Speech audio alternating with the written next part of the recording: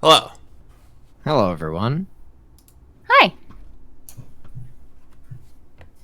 So, before we get started, I should mention I think I've come up with a solution to our problem that we just spent 15 minutes trying to solve. Okay, what is it? So, Hi, Ray. it's always the case that someone is, like, the guest is in the middle for somebody, i.e. Ian is in the middle for me right now, right? Yes. So what I could do is share my screen with my Discord call on it, and then Trev could put me in focus, making my screen the whole screen.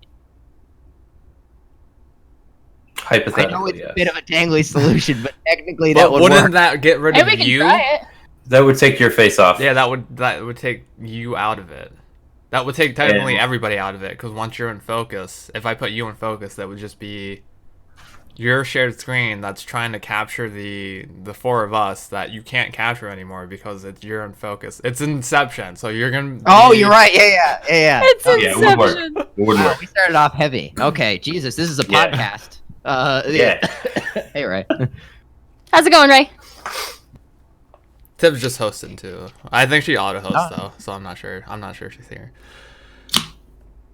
Okay, so if you guys don't know who this is Back from the gym. Cool.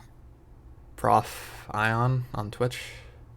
Professor Ion, yes. It's prof_Ion. Yes. Well, that's what I put in the title. So Yeah, I noticed. I checked. I had to make sure that you spelled it right. Because Yeah, everybody no, gets I it got wrong. I've seen it around enough to know how it's spelled. Yeah, because I'm always in chat harassing you guys. Exactly.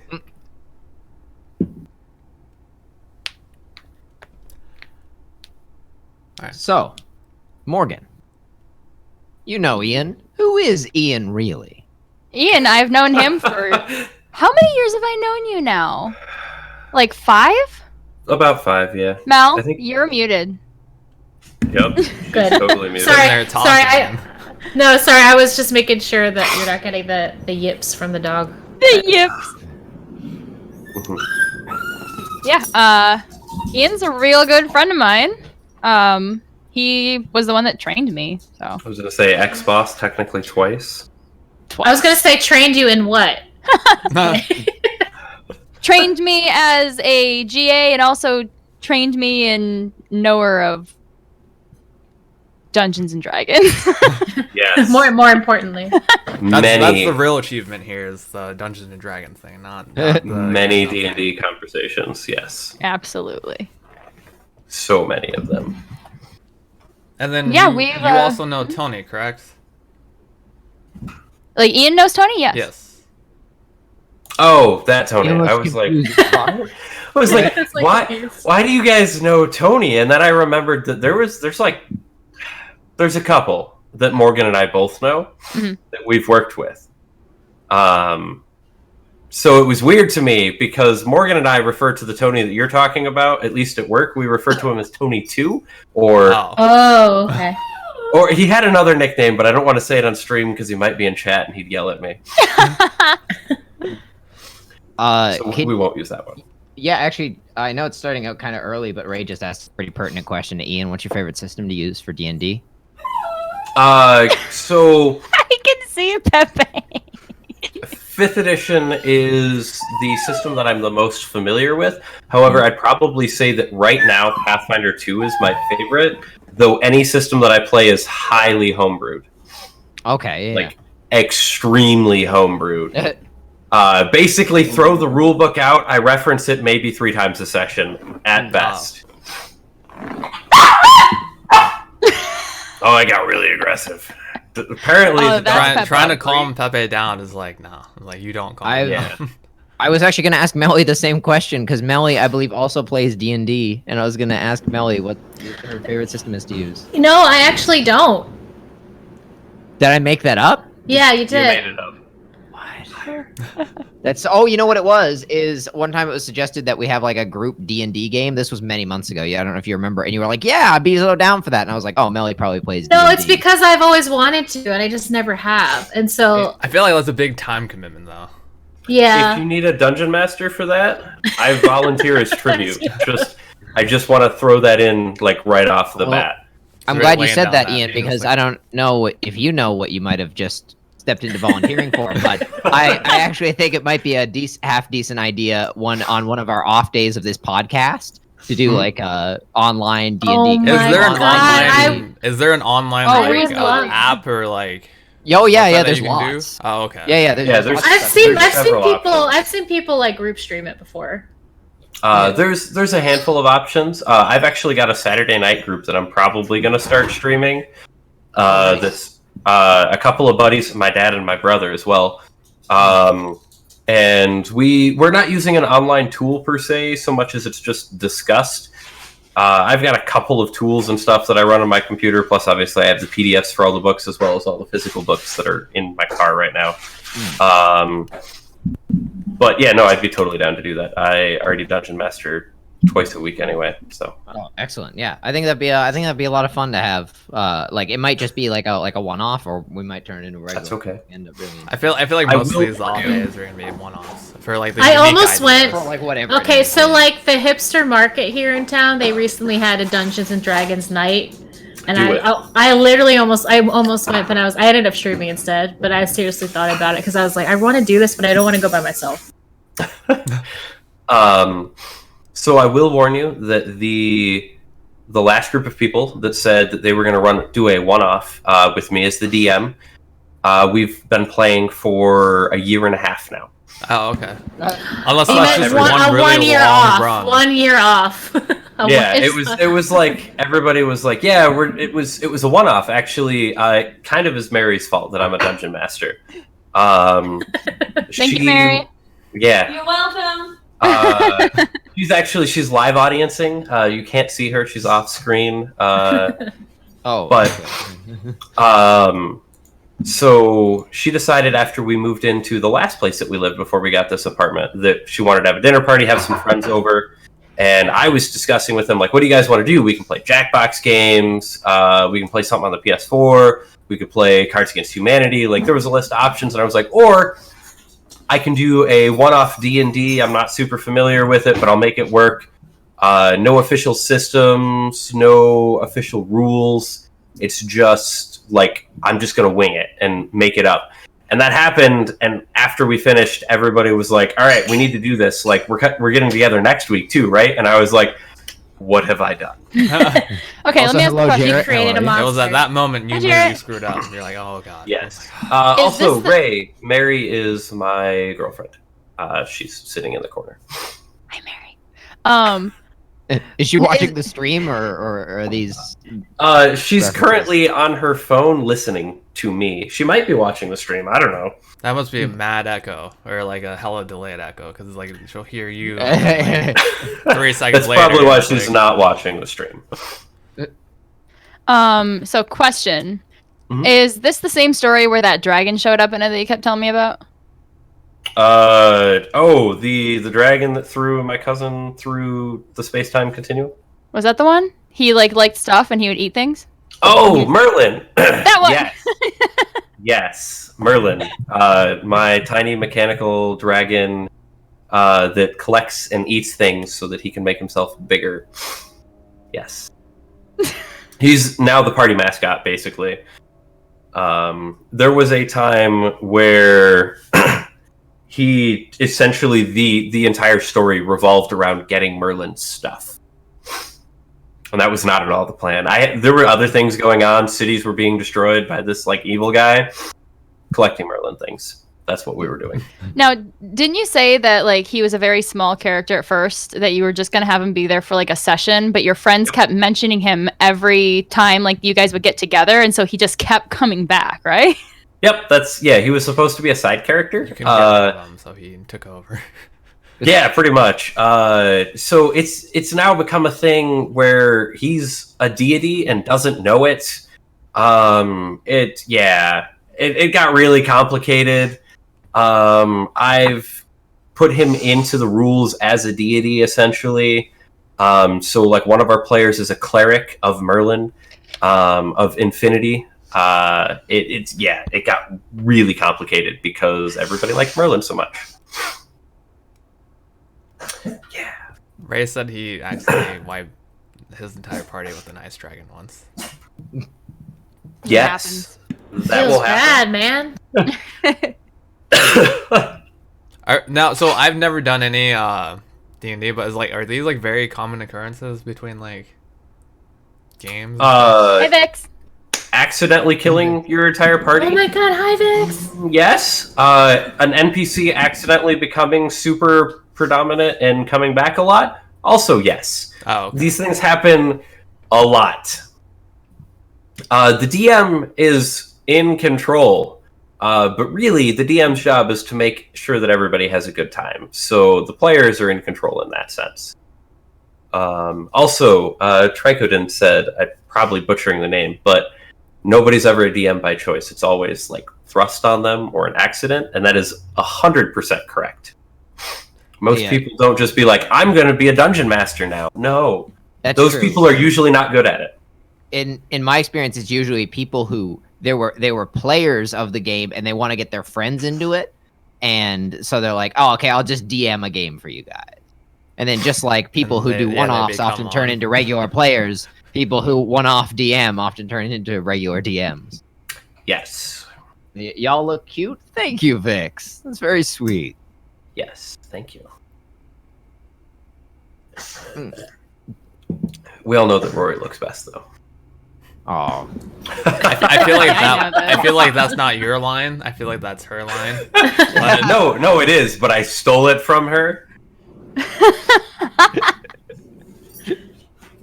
it depends on how things are run. If you do the pre-written stuff, it's less common. If it's people running homebrew stuff, oh yeah, definitely, yeah. That's I can see that. Totally Yeah. true. Is that the common term for that homebrew?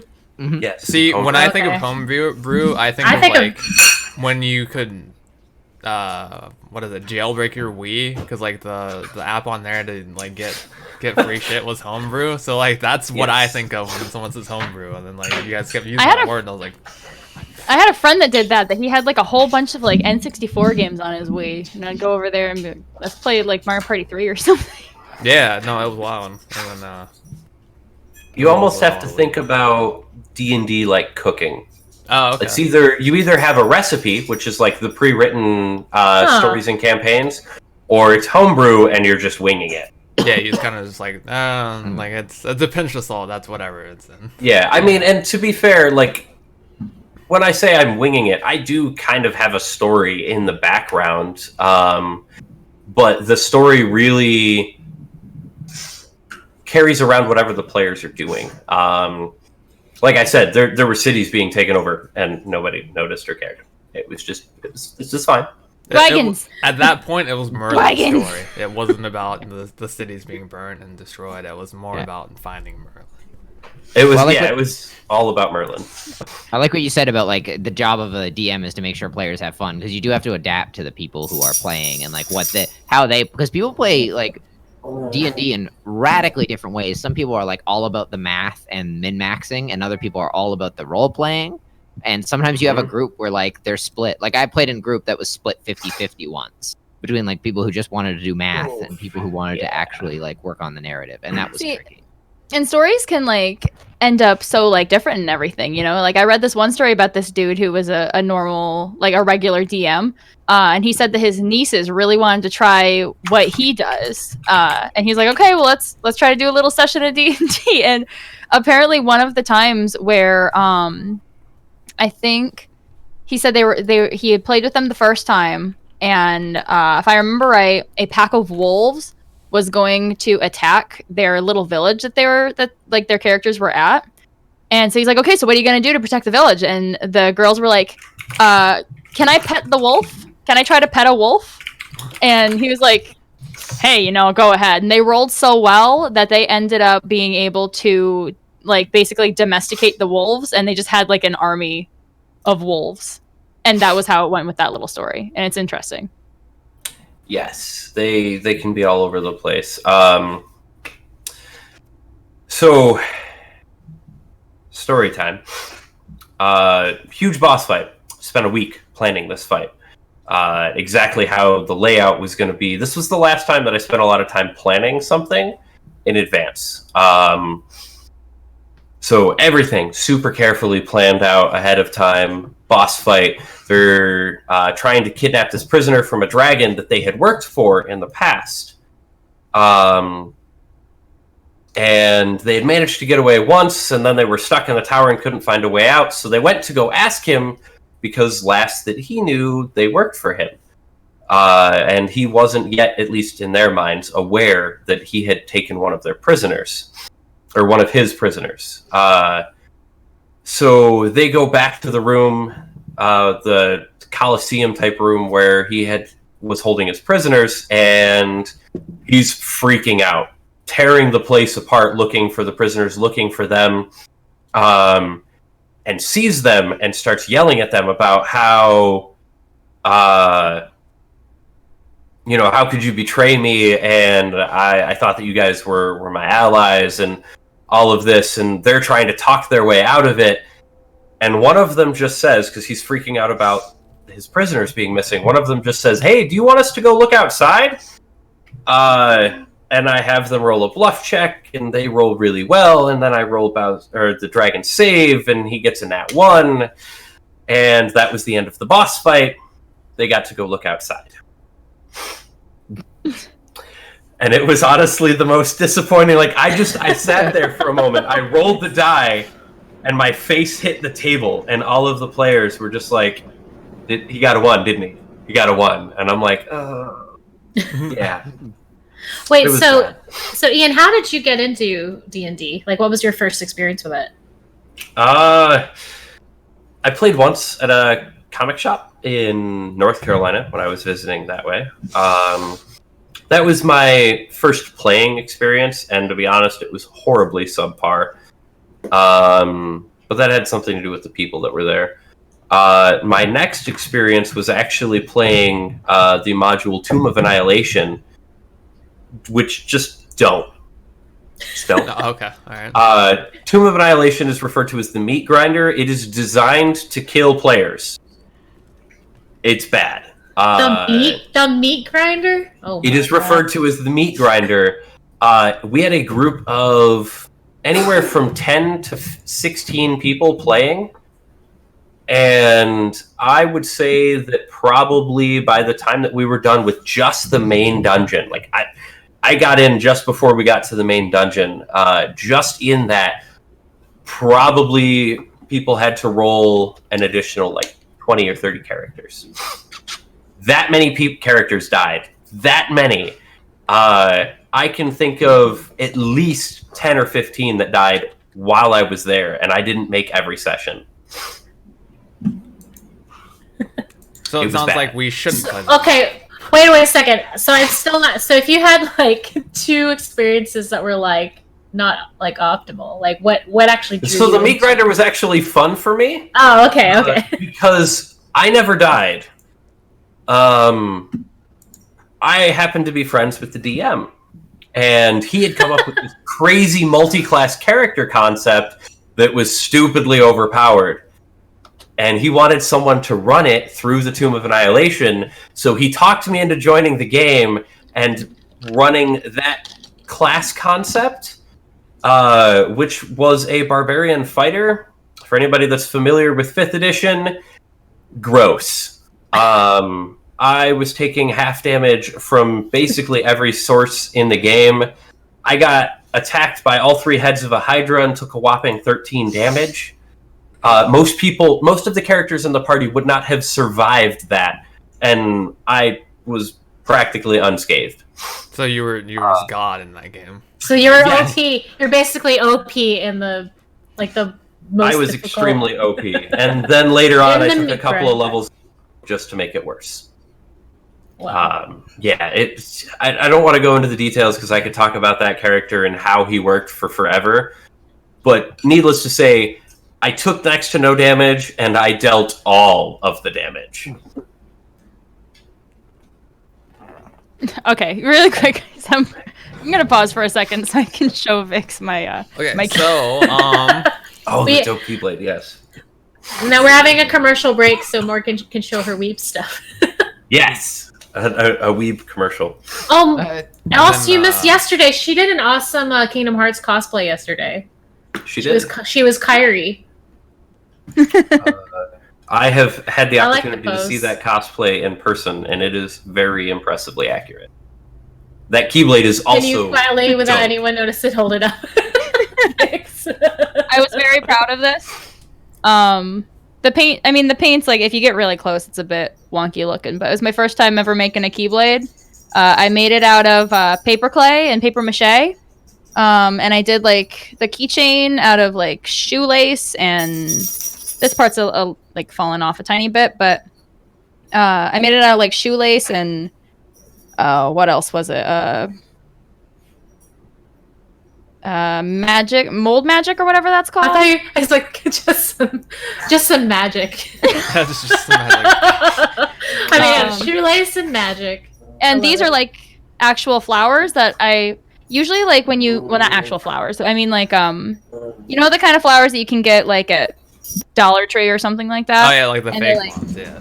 Yeah, and they're like super terrible, right? Because they're like really like freaky looking and bent up and everything. So what I actually did with these was I took like fabric glue and I painted fabric glue over them, and then I set them face down with a Dixie cup on top of them, and that's how I got them to like come out to like fly. that. Oh, Yeah. look So at I those, was like- those cosplay hacks are real.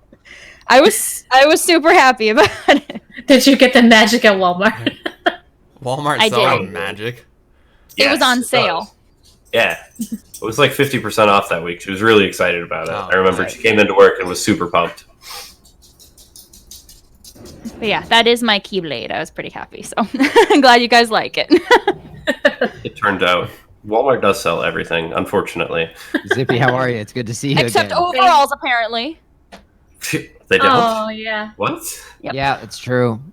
Stupid. Whatever. That is- Poor Morgan trying to get some overalls. All Yes. right. So Ian, give us your background on how you found Twitch and why you decided to stay. Oh. I've left like 6 times, but okay. Oh, okay. All right. No, it's okay.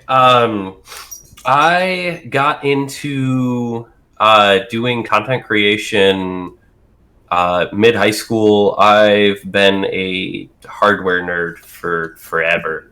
Never had a decent computer, but I made it work on an ancient laptop. I really should go delete those videos off of YouTube because now everybody's going to go watch them and harass me about it. The audio was terrible. Everything was terrible. Like my setup now is really intense because I'm a perfectionist and I feel like I needed to make up for the mistakes that I made 10 years ago when I started. But I got into it after watching someone that did a bunch of tutorials in a Minecraft mod in Badose. Super good at it, super well spoken, very intelligent, did a lot of crazy redstone stuff, which I was super into. And that kind of became my entrance to it, where I was like, I'll give it a go. You know, why not? What can go wrong? Got into that, started doing a bunch of stuff, and then I almost, based on my research of the YouTube algorithm at the time that I left for years, I was almost about to get to the point where I could probably see 1,000, 2,000 subs. And then I left because I got promoted to full-time at work and I just stopped. So I kick myself about that regularly. Oh wow. I was starting to get to the point where I could consistently see 200 plus views in a video, and this was like uploading multiple times a week. So it wouldn't have been like I had to keep going for another week, but if I'd kept going for another year, I probably would have started ramping up to the point that I could have done part-time work where I am and done YouTube part-time and then potentially grown into full-time YouTuber streaming. So I kick myself about that regularly because I totally missed the boat. Do you think that if you hadn't gone that route, that you'd still be doing that from however long ago that was till now? Yes, actually, to be completely honest, I absolutely love it and wish that I could do it full-time, but I make too much to I make too much to walk away from what I'm doing now. YouTube or Twitch would have to. I would have to be really good. I'm not making tons of money, but I don't really see that it's a feasible investment of my time right now. It would take too much of what little free time I do have to get back into it and to start getting popular again to actually be worth the payoff. Especially with the slow rate of return in jumping into YouTube and Twitch, especially in 2019 where everybody's doing it. Yes. Vix is wondering what you do professionally. I am going to be intentionally vague and say that I am a retail store manager. I run a retail store and make a significant amount of money. I make decent money for a full-time job that didn't require me to have a college degree, and I've been with the company since I got out of high school, and they take really good care of me. Have you had to deal with any Karens yet? Oh my god. 5 years in retail, I have dealt with so many Karens.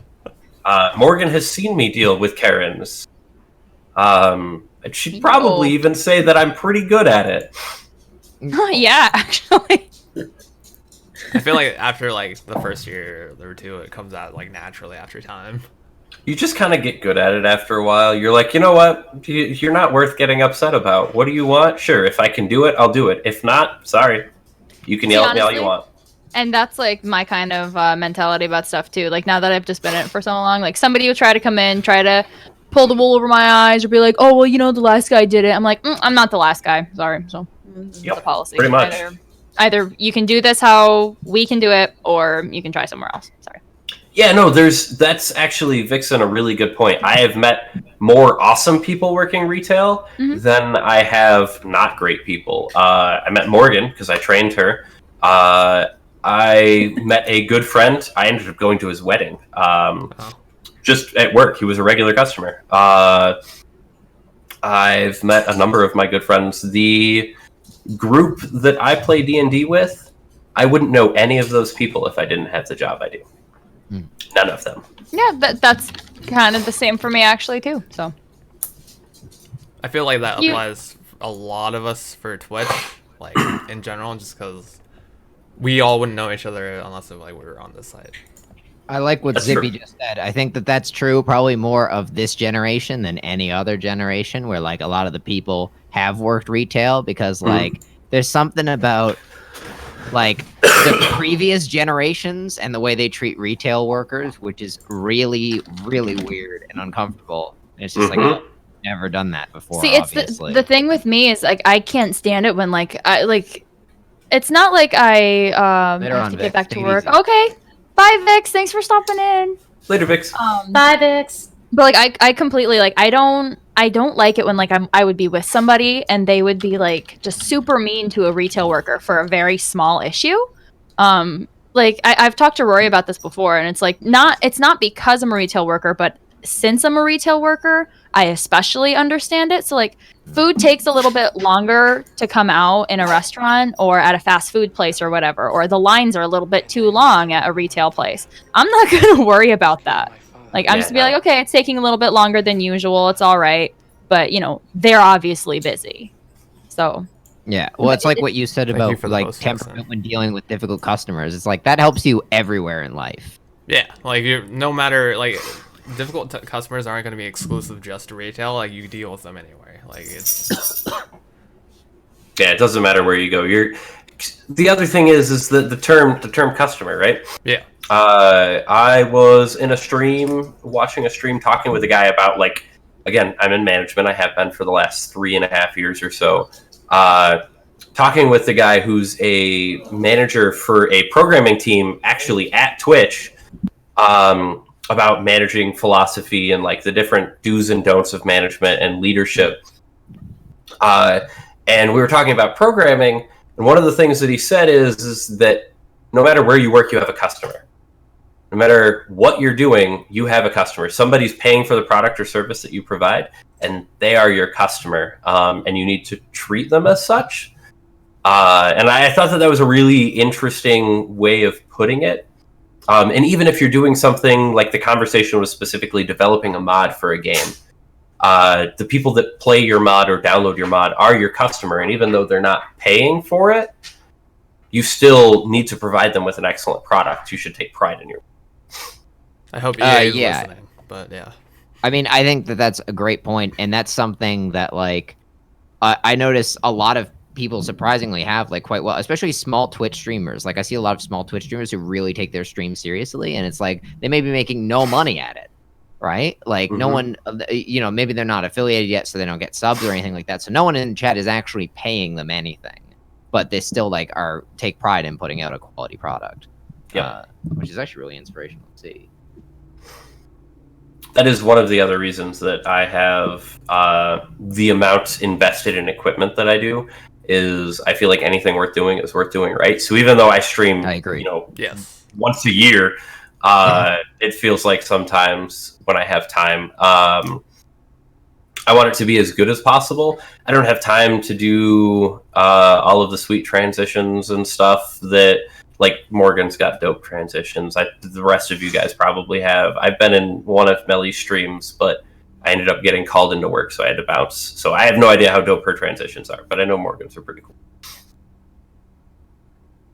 I wanted to ask you something about your stream, actually. Okay. And about the kind of things you stream.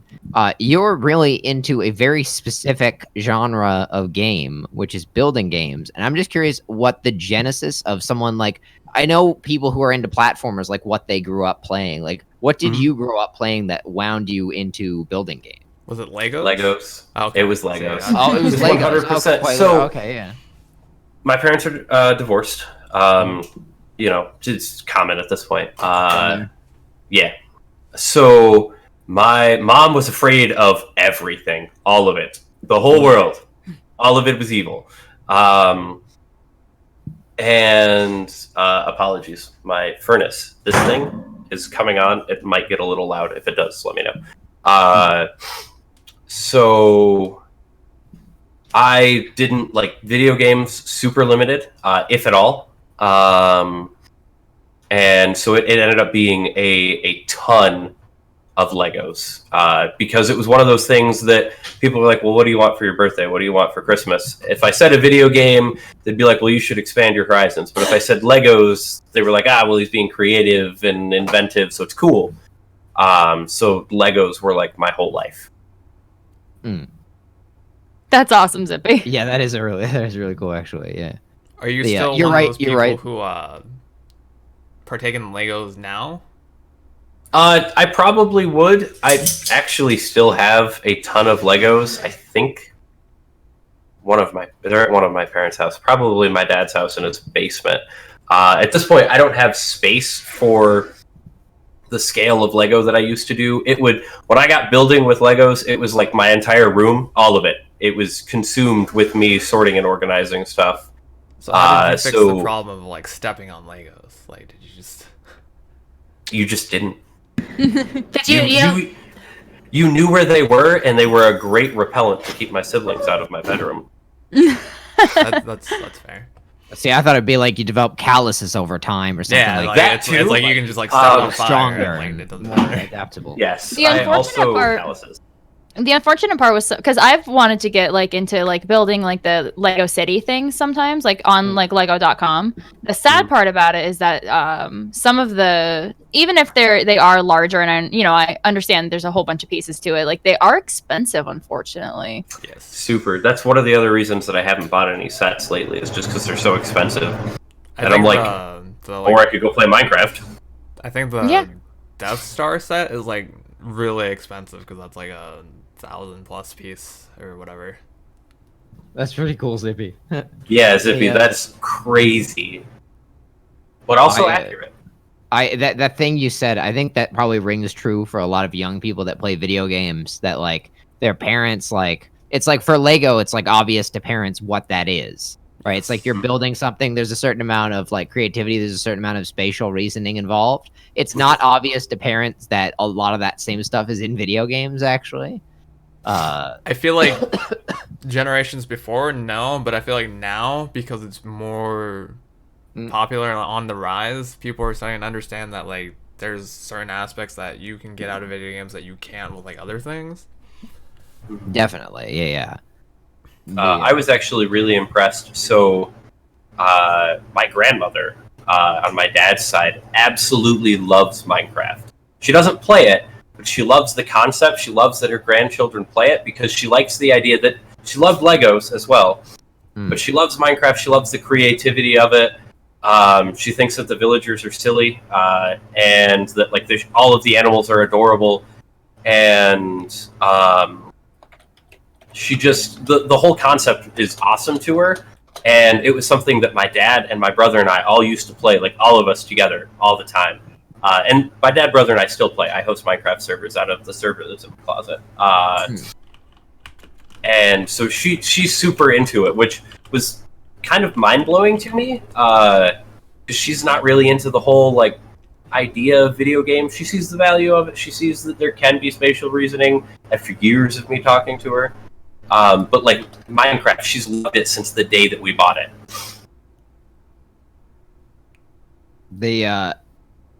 And that's actually really good to hear. I was wondering, so was it Minecraft? Was that the transition from like physical Legos into playing like building games? Was that your bridging game? Yep, Minecraft beta. Like Minecraft beta. I was just about to ask you. As soon as it hit beta. Started. Yeah. Okay. Yeah. So you were a fairly early adopter.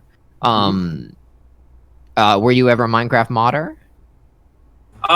So I play predominantly with mods. I have written some code for Minecraft mods, but I never actually developed mods. Sure. Yeah. My dog is losing her mind because my neighbors just got home. Oh. Okay. Yeah. So Fortunately, Mary's calming her. There's been a huge insurgence of like, as long as I can remember, there are Lego games from like the first generation of consoles, but there are even more in-depth one now. I think it's called Lego Worlds, which is like a really interesting concept because you essentially buy the game and then every DLC or like pack has an actual set of Legos that comes with it. And you build those and work those into the game. There's like a scanner for like the Legos, and you like. You mean Lego Dimensions? Yes, Lego Dimensions. You're aware that was discontinued 2 years ago, right? Yes. Yeah, it was. Okay, just making sure that before we got into like Lego Dimensions, that everybody knew that it's not a thing anymore. I actually still have an unopened box set of it. That was the thing that I got from work. No, Lego Worlds. Did you ever play Lego Worlds? I don't remember. I played Lego Worlds once. Yeah, did you not like it as much as Minecraft or Dragon Quest Builders? So, Dragon Quest Builders I like because the buildings have a purpose. Minecraft I like because redstone and automation mods. So I actually have more interest in automating things with games like Factorio than I do in building. If you look at anything that I've ever built in Minecraft, it's kind of aesthetic, like it's kind of pretty, but it's not impressive until you see what it does. I've been known to build redstone contraptions that look like circuit boards that have to be color coded, or not even I would understand how they're working anymore. Can I ask you to explain to the audience who does not know or may not know? I think a lot of people here know what redstone is, but just explain its essential purpose and what sort of things you can actually build if you smoke it. That's what you do. No, I'm kidding. It was a joke that my friends always used to make, that I smoked all of the redstone because I was so into it. Yeah, it was bad. It was like an addiction. It is an addiction. So redstone's essential purposes is it's like electricity in Minecraft, except not. It's a source of power, but it's binary, 100%. It's either on or off. And you can use it to do simple things, like push a button and it drops a item out of a dispenser. And that item could potentially feed your animals, or that item could be an arrow that you're shooting at a monster out of the dispenser. Or it could be really intense, and you could push a button and hear 100 pistons go off as the side of a cliff face opens up into a door. I never got quite that intense. Also, super useful, I built a... Yes, Factorio is the game for programming there. I've built a ton of secret bases in Minecraft just to see how well I could hide them. Secret doors, pistons. There's a lot of simple mechanics. Levers, buttons, pistons that are either out or in. It's... The simplicity doesn't mean that it can't be advanced. And I totally derailed that topic. But yeah, it's kind of like Minecraft's source of power. And its source of doing things outside of the player interacting with them. And honestly, don't worry about, like, I wouldn't call it derailing because, you know, this podcast is about you as the guest. So you talk about I guess. The whole I guess thing whatever is, you want. the whole thing is Put it- derailing. put it Don't this worry. way. Everything derails off of everything else.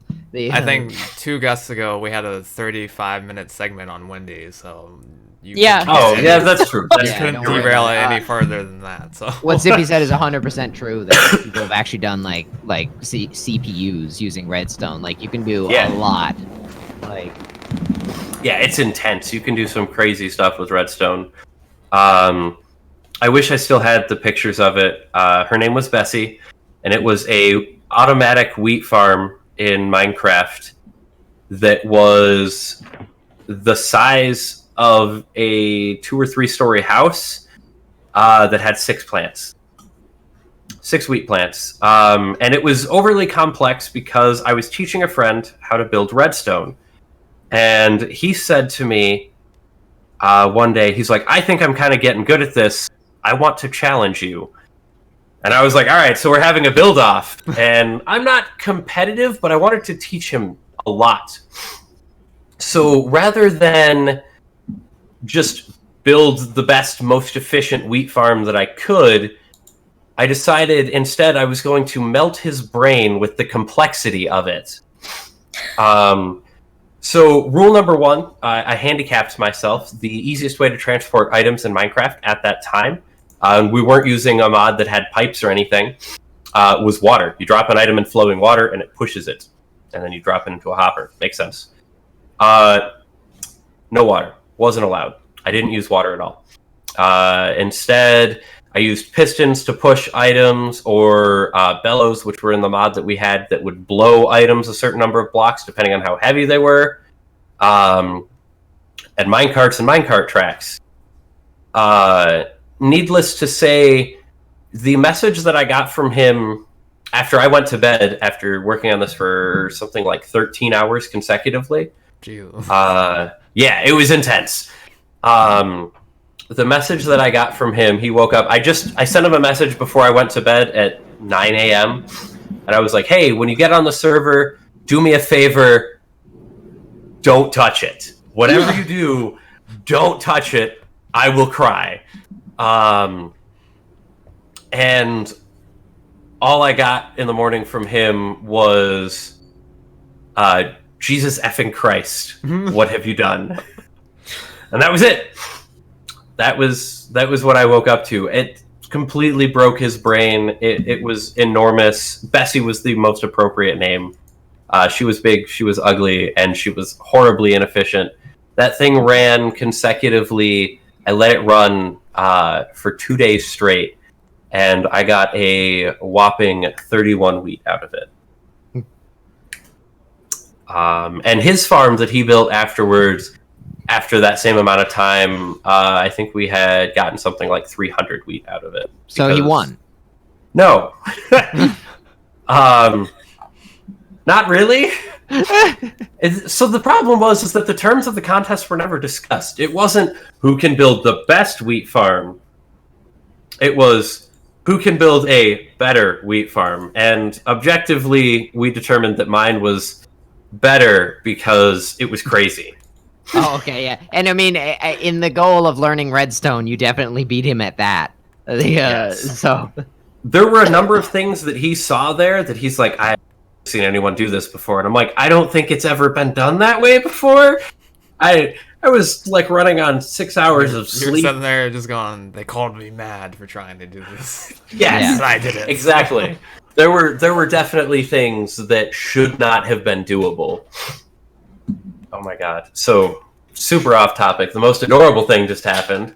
Mary walked into the bedroom and changed to put PJs on, but she came out wearing a pair of my pajama bottoms and was bouncing out of excitement. And it was just so adorable. They're warmer. But she's very pleased that they're warm and comfy. Mary. Morgan is yelling at you. She So said now hi. I think the Yelling.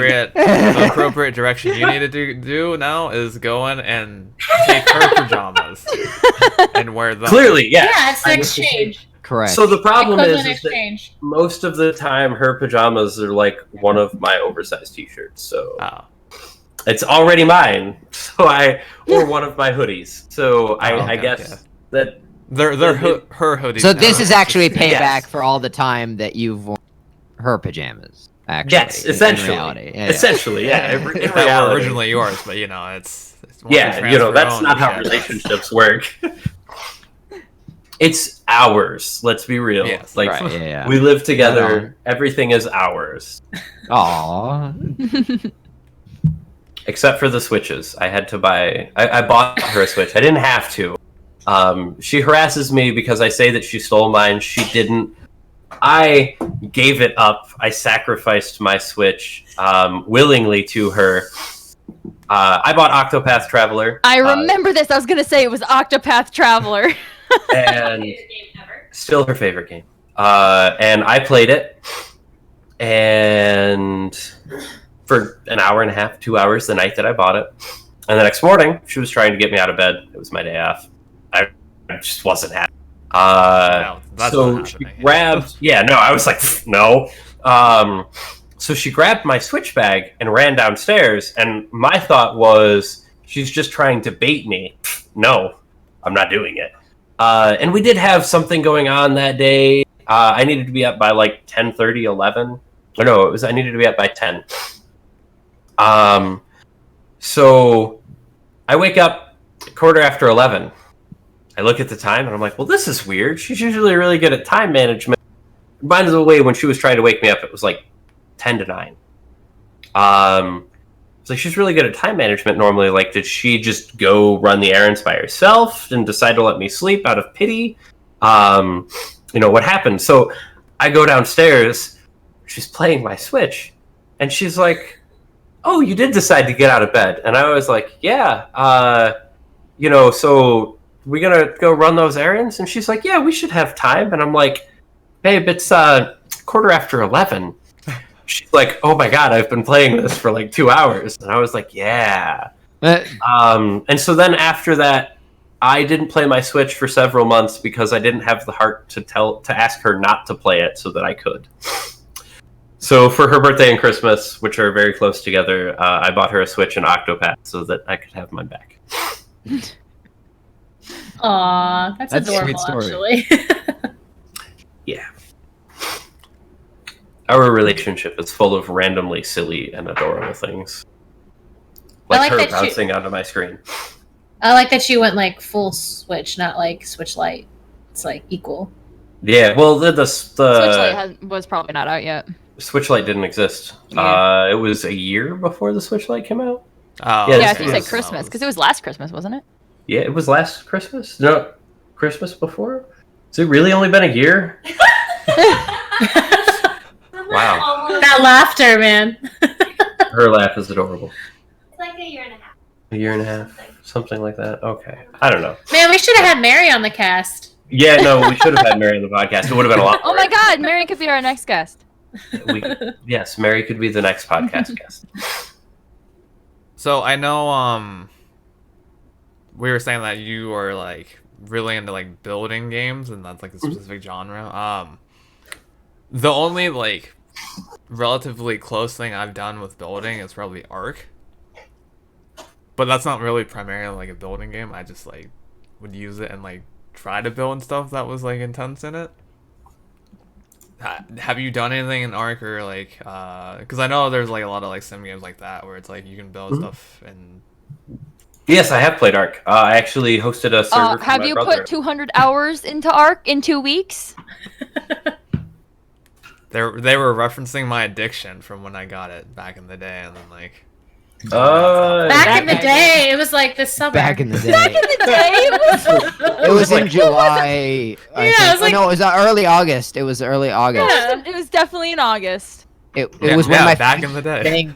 my family was staying with me, so I couldn't like stay up late and play video games because they like go to sleep like normal people, and so I was like I wasn't playing any Overwatch and like or playing any games whatsoever or like streaming, and then so Trev was like, I'll just like do this while we're like not playing games or whatever, and he ended up sinking like a fuck ton of hours into it. It was actually. I It's like kind believe of it was like disturbing. I think it was like 200 almost hours in 2 300. weeks. Yeah, in like Yeah, in like 2 it was, weeks. it was a lot of hours, and my family wasn't staying with me for like that long. You know what I mean? Like it was like a couple weeks or something. Wow. Good going. I think that was the first time in like forever I'd pulled an all-nighter because I was like, by the time I was going to sleep, it was like 7 a.m. I was like, man, I was like, I shouldn't have been up this late. Probably not. I imagine that's how your Minecraft experience felt when you're just like randomly falling asleep. Like, oh, Yeah. Let's put it this way. I am delighted that there is no way to track how many hours I've put into Minecraft. It's literally not possible. And that is a good thing. do you feel like if you saw that number, you'd kind of be like sitting there like, or like. So I did a rough guesstimate once, several years ago, and I put in the calculation that it was over 1,000 over the course of my first 5 or 6 years of Minecraft, which were when I was really, really heavily into it. Yeah, over 1,000. There was a server that I was on that I spent a lot of time on, and I think by the time that we switched to a different mod with the same server. Yes, time spent having fun is time well spent. But one of our mods let us track our playtime on the server. By the time that we pulled that, I had at least 400 or 500 hours into it over the course of a year. That's not 2 too years. bad. I was I gonna don't know. say it's because, something stupid. I know for sure. So JJ had put the equivalent of 46 days into the first Splatoon, and now like I was trying to remember, like, okay, he just showed me this the other day. How many hours does he put into this? So Splatoon 2, he has 1,300 hours into now. Yeah, so 1,000 is probably a gross underestimation of how many hours I've spent in Minecraft. Like, I would say, 'cause, really like- disgusting. It's if probably JJ like upwards of 10,000. Oh, That's okay, what I mean. Because I'm like, if JJ has put more, like about 3,000 hours in, like collectively into Splatoon 1 and 2, you've got to have put more hours into Minecraft. Yeah, 10,000, 20,000. Something You're in- stupid.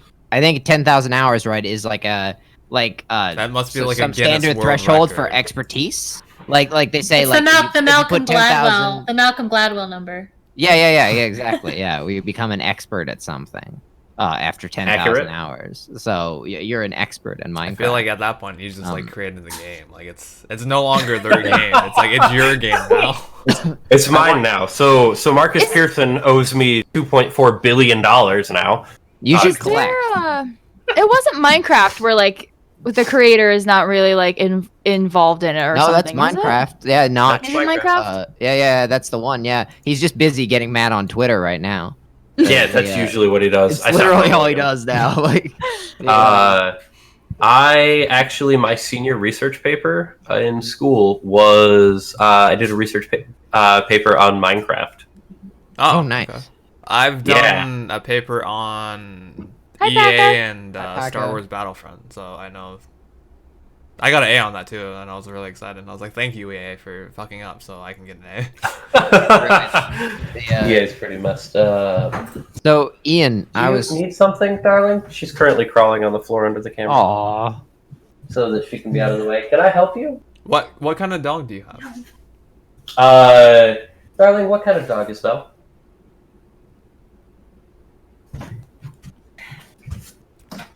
Belle is going to be on camera now. Oh, Aw. She's so cute. This is Belle. She's Aw. a golden retriever. Chow. Oh, She's adorable. she's so She's cute. also sexist against men. horribly sexist against men. She doesn't actually like me very much, usually. Except for right now, because I'm petting her. Hi, Paka. How are you? She Paka, knows of course, she needs to acknowledging. behave on, She always camera. does. That's probably why. Yeah. Yeah, she's like, oh, I'm on camera, I'm famous. She's like, I am getting so much attention. No, I can't remember. Did you have like you have 1 or 2 cats or something? I can't remember. Was it 2? Yes. Okay. Once to put my switch back. It's just, now she's just hiding behind my chair. Wait. Yes, we have 2 cats. We have Rumple and Gigi. Gigi, that was her name. I knew one of them was Rumple. I couldn't remember the other one's Once name. you Yeah. said Rumple, I Rumple. immediately I like thought Rumpelstiltskin. you were gonna say Stiltskin as the other one. That's his full name. Oh, No, okay, Rumpelstiltskin okay. is his full name. I think my they were favorite actually story. Mary's cats. I just inherited them. I'm not really a pet person. Like, I love animals, but I never had an interest in having pets, especially with how much I work. It didn't seem fair to have pets. So then Mary and I got together, and there's currently 4 animals in my tiny apartment. So that's the thing. Wait, what's the other one? You It's a had fish. So currently we're watching for a little while Belle's mom, who Mary's mom actually owns. This is Gigi. Gigi. Aww. So cute. So Mary's mom actually has Belle's mom, which is the other dog that we're currently watching. And then we have the 2 cats, Belle, and then there's a fish. We have a fish. His name is Gajil. what kind of fish? Is it like a? just It's a beta. golden? Oh, okay. Yeah, he's a beta. His Okay, name is Gajil. He's invulnerable, I'm quite certain. Periodically, we will go at least a week without remembering to feed him, and he's just immortal. I used to own 3, and yeah, like they don't care. Hey, They're Richard. just like, hey. Straight up immortal. Hey, Richard. Oh, wait. I Richard? didn't see We have Richard come quite in. the Fish. smorgasbord of Fish facts. don't count. Fish don't are friends. Not food. Not food. I Well, remember sometimes you- they're food. I remember you telling a story one time about. Mary's offended that Richard said that fish don't count. Aw. She just like gave me this look like, really? I remember this one story that you had told me about Rumple. Didn't you say that there was like a time where like you were like outside like with him when it was like raining on your porch? Mhm. That's like probably my favorite story you've ever told me about your cats. So we lived in a trailer park for a while, and Rumple thought that he wanted to be an outside cat. Rumple does not want to be an outside cat, especially not a trailer park. Cats are really, really mean. And he's also an escape artist. I'm not quite sure that I figured out all of the ways that he ever got out of the house, but he conveniently kept escaping when it was pouring rain. So it eventually stopped. So the first time that he escaped, we got home. I pulled in. It's raining. I get out of the car, and immediately, as Mary opens her door, there is a cat jumping at her, like, please save me. It happened another time, very similar. He was hiding under the porch, just like quivering, like it's wet and cold, and I don't like it. Why am I here? What have I done? And then it got to the point that anytime that he'd try and get out, I would, like, if he went near the door, I'd just spray him with a water bottle or something, slap him in the nose, whatever. When that inevitably didn't work, because cats are stubborn, especially this one, I would start, anytime that it rained, I would carry him and take him outside and stand in the rain. Probably some would consider that abuse, but I didn't do it very long, a minute or so, and then You were just I'd giving take him him back a inside. bath. That's Yeah, I was giving him a bath. Right, yeah. I was letting him know that he didn't actually want to be outside, and now he knows that he doesn't actually want to be outside. Fortunately, so he's being less of an escape artist here. Thank God, because I'd probably cry if I lost him now, and I didn't want him to begin with. But I wanted to ask you about something, Ian. of course, Rumple. Baby. Yes, he's adorable. Okay, Aww. everything's back to normal. All right. Yeah. Yeah, it did Oh, freeze. God, so cute. Yes. This is my cat. This is my best friend, and I don't like cats. But he's more ferret than cat. More ferret. This is than more cat. ferret. Chong. Nice. That's probably my he is favorite also word. a little fat. That's probably my favorite word. I think I first heard it in Ash's chat. She's like, "Oh yeah, she's chunky," and that's like my favorite thing to say. Yes. I would die for him. I would die for him. The chat is freaking out over my cat. I'm very pleased. This is exciting. He is best cat. Yes, he is all about the pets all of the time. The only thing that he likes better than pets is laying right behind my computer at the exhaust fan, where I don't want him. Ah. Of Why would they course. lay it anywhere Today, came inconvenient home. when they can lay He was somewhere? on like the counter. Took one look at me, bolted off the counter. I'm like, okay, good kitty. Not even kidding. Turned around, took my shoes off, stepped over the gate. He bolted onto your computer and like ran behind, laid down, peeked, saw me, and he was like, and he And then ran away. again. I'm like, oh my god, cat. He's also trained, so he knows what he is and isn't allowed to. And he does it when we're not home. And then as soon as I get home and look at him, I just give him a look, and he's like, all right, well, I'm out. And then he goes and hides. Sorori, you were going to ask a question. Yeah, so I was talking to Morgan last night, and I found out that you and I have something in common that I didn't know we had in common, Oh? which is that you like building PCs. Yes. So tell me, like, how old were you when you got started? What got you started, and did you have like a mentor in that process, or what was the Nope. deal? All self-taught. So I am very self-taught with a lot of things. I was a computer nerd. It just kind of came naturally to me, I guess. I've always had a super interest in technology. It's fascinated me. And of course, being born in 96, like I grew up as technology was exploding, which is awesome. And so it was always super fascinating to me, and I gravitated towards it. And I gravitated more towards it because my mom hated it. And became self-taught. I always had like crappy secondhand laptops because my mom refused to even let me buy one. So it was always stuff that I could get. Other people would give me. I did a lot of work at a church, and I actually ended up getting one of their old laptops, which is an ancient Acer Aspire, and it served me for a long time. I actually did Acer. YouTube from that laptop. Yes, Acer, made from recycled parts. Good stuff.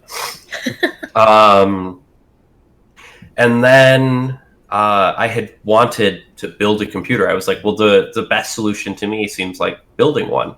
You know, why wouldn't I want to custom design exactly what I want in a computer? And then I found Linus Tech Tips.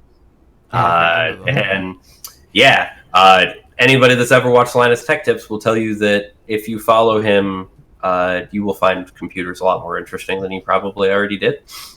I built my first computer. I was 17. Had moved in with my dad. Spent a long time saving to build that computer. It's technically the computer that I have now. Technically, Did you the just only part upgrade it and stuff? And... a lot. Okay, so that's It's been through 3 sets of motherboards and processors. damn. Wow. I've rebuilt this computer. Well, a that number would of make times. sense because if you did it at 17, from the time gap from there and now, like you couldn't be running anything on there except for like Minesweeper or something. The original build was decent. It's only had 2 graphics cards. It had a AMD R5 570, 670. I don't know. I forget the series of the card. It was actually bought for me by my ex-girlfriend, so I've intentionally forgotten it. So, been through 3 motherboards and processors. The only part that's still original is the power supply that was a gift from my uncle. I was just about to ask, like, because I was thinking about what parts could be original, and pretty much the only one that could have lasted as a power supply. I am very impressed that it has lasted this long. Corsair makes good stuff. It's a Corsair power Especially supply. power Okay, supplies. yeah, that'll do it. I'm gonna have to upgrade though, I've been through a number of wattage. power supplies, and just this build alone that I use now, which is not that old. Because the first one I had was kind of a dud, and then the one I bought was a unit that it was like a Thermaltake one that ended up being part of a recall. That's not good. I think it was, or I don't know if it was a recall, or Fire. just totally immediate discontinuation.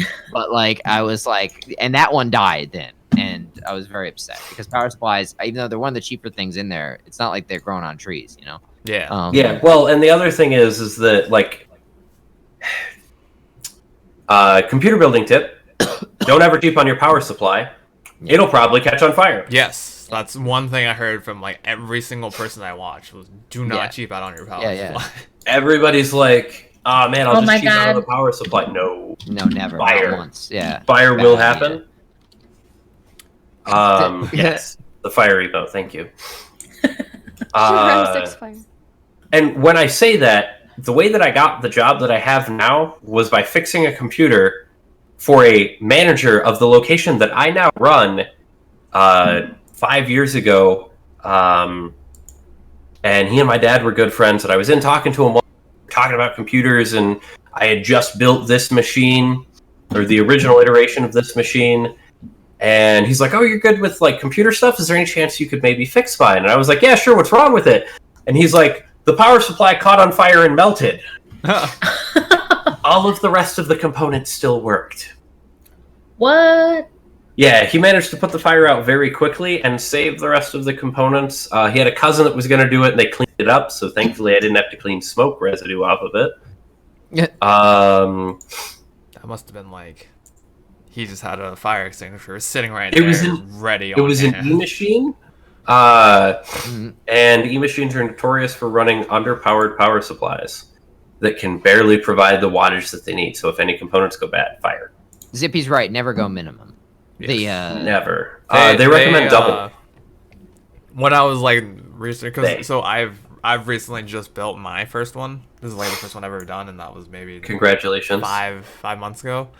And I remember when I was starting to do it, I was like really stressing out because I was like I didn't want to like screw anything up and whatever. Everyone was like, "Oh no, it's easy, whatever." And then like I self-taught myself, so like a lot of things that you've been saying, like I found related to myself as well because I was also born in '96, and then I was also trying to do some YouTube stuff when I was younger. I also have videos that like I would not show anybody from like a different channel that I'm like, all right, no. And then yeah, I did the thing where my build was just like, if I'm gonna do this, I'm gonna do it super well, so that everything's nice, even though I may not have time or whatever. Mhm. But yeah, when I was looking for my parts, everyone was like, "Oh yeah, make sure that power supply it's like generally you want it to be slightly higher than not just like at the base or whatever." Mhm. And I actually learned a lot from like just doing that one build, and I was like, "Oh okay." I was like, Yeah. Yeah, It your wasn't first as build is a difficult big as- deal. And then cable management comes from there. "Oh, I didn't do any." That's cable the management. last. No one ever does the first time. No one ever does the first time. All I like, did. I You just did kind the of first like time. You did. Yeah, Oh, like wow. it wasn't great, but I did cable management. Well, build. see, the I thing did my best. was, when I finished my first one, I was so relieved that I was able to do it. So I went from trying to build it on the floor, and like I have carbs everywhere, so like it wasn't really the ideal place. Then I moved downstairs and built dying it right on the now. on the TV, on the table, and that was so much easier. The You killed. The, no. You really want to, Ian? Have you seen? Did you ever watch that video? They deleted it. Did you ever watch The Verge building a gaming PC? I watched that video, and I was like, this could have been me. I'm pretty sure I watched it. I watched part of it. At It's- least it was bad. It's real bad. It's like I don't know what happened exactly. I don't know what the goal My was. favorite was like, oh, just make sure you have a Swiss Army knife, like, or you could just use a screwdriver. Like, what are you out here in the he's- wilderness trying to He's build? like one of the this? things you need. He's like you'll need a Swiss Army knife that hopefully has a Phillips head screwdriver in it. It's like what? or you could just use not a get a Phillips head screwdriver. screwdriver. And, I must have it in my car, but I have a specific toolkit that I use when I build computers. That's got the whole shebang from a ratcheting screwdriver to a smaller handled screwdriver, every size bit that you could ever think of. I got it for $20 at Walmart. One of my greatest investments ever. Like, best $20. Mm. I have a toolkit like that kind of like in my drawer. It has like every size of like screw or whatever. From one Extension, end to the other. whole shebang. Yeah. Yep. It's There's, great. like- Yeah, it was a great. Morgan. Shout out Walmart. Oh Again. my god. Yeah, I The, mean, I want to do cable management, but like I was just so reluctant to get everything working and like everything turned on that like I didn't want to open up because I just like kind of put all the cords in there and just like as long as it closed, it was fine. So what I'm hearing is that Rory and I need to go help you. Yes. That's what I'm hearing. I'd be excited to do some cable management actually because I build mini ITX and cable management in those is a fucker. And like you don't really cable manage a mini ITX though. no, well, you just like maybe this Pray is it a little fits. pretty. But like to build in like an actual like mid-sized case. Yeah, I would was be gonna say I think a lot of fun. Mid tower. Yes. Also, shout out Walmart. I was on the Walmart website last night when I was on the phone with Morgan, and I was looking for chairs because my chair here is a war crime. And It's just like a standard wooden chair, and I was like, how do The you sit in green that for screen so long? solution, man. The green screen solution. and so I would like something a lot more comfortable. So I was looking at chairs, and the way Walmart works is if you look up the kind of chair you want, they'll advertise those chairs, but they'll also throw you clearance options, which are like unrelated chairs that like, hey, maybe you might be interested in this because it's on clearance. And there was one that was like a beanbag chair,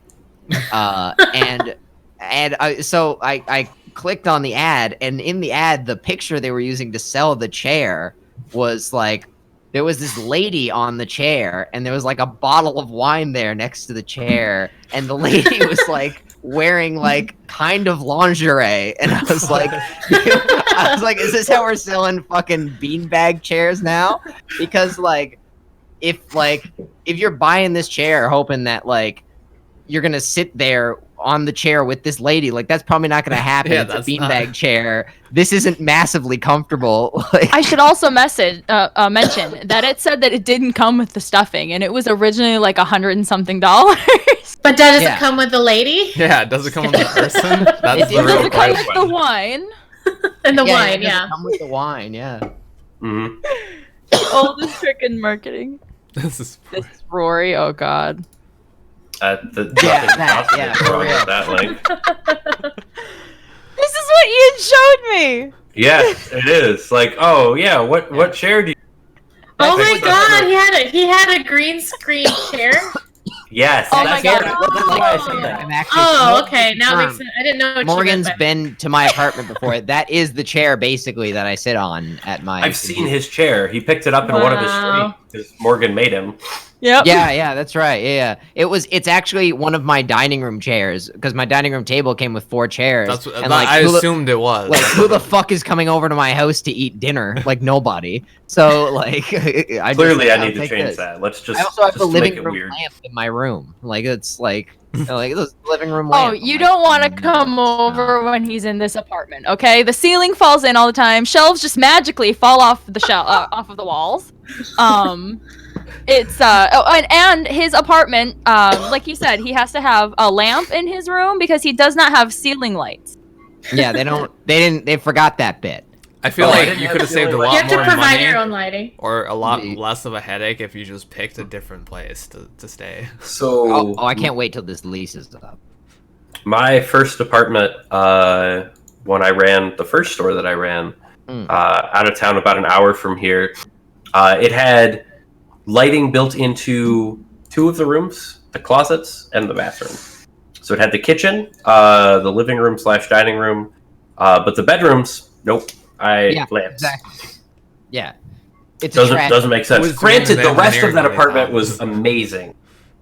The rest of that apartment was gorgeous. It was huge, and I paid $600 a month for it. Yeah, that's okay. That's actually okay. Yeah, that's that. I'm glad to hear that like that coin has another side. Yeah, it does. It does. Or then there's apartments like this one where we pay $700. It includes every utility, including internet, and has completely brand new furnishings. like the refrigerator and wash all of the appliances, refrigerator, washer, dryer, dishwasher, were bought this year. Wow, you really made out on yes. that one. It helps to know the landlord. Yeah, a lot. The Which is Morgan's boss, by the way. Oh, okay. Yes. Oh man, I forgot about that. I want to reference. I want to. Morgan mentioned something which I want to explain. That most people here know about my bathroom ceiling falling down. Yes. Because of the video I posted on Discord of the bathroom ceiling falling down. It made me real sad. And made the apartment really messy. Oh, it was great. Like you could just hear Rory in the background going, "Why?"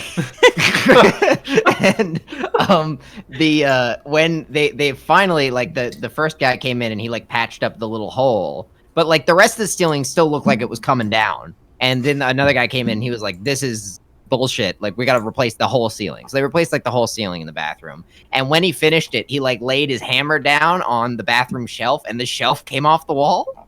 And he was like, so they had to replace that.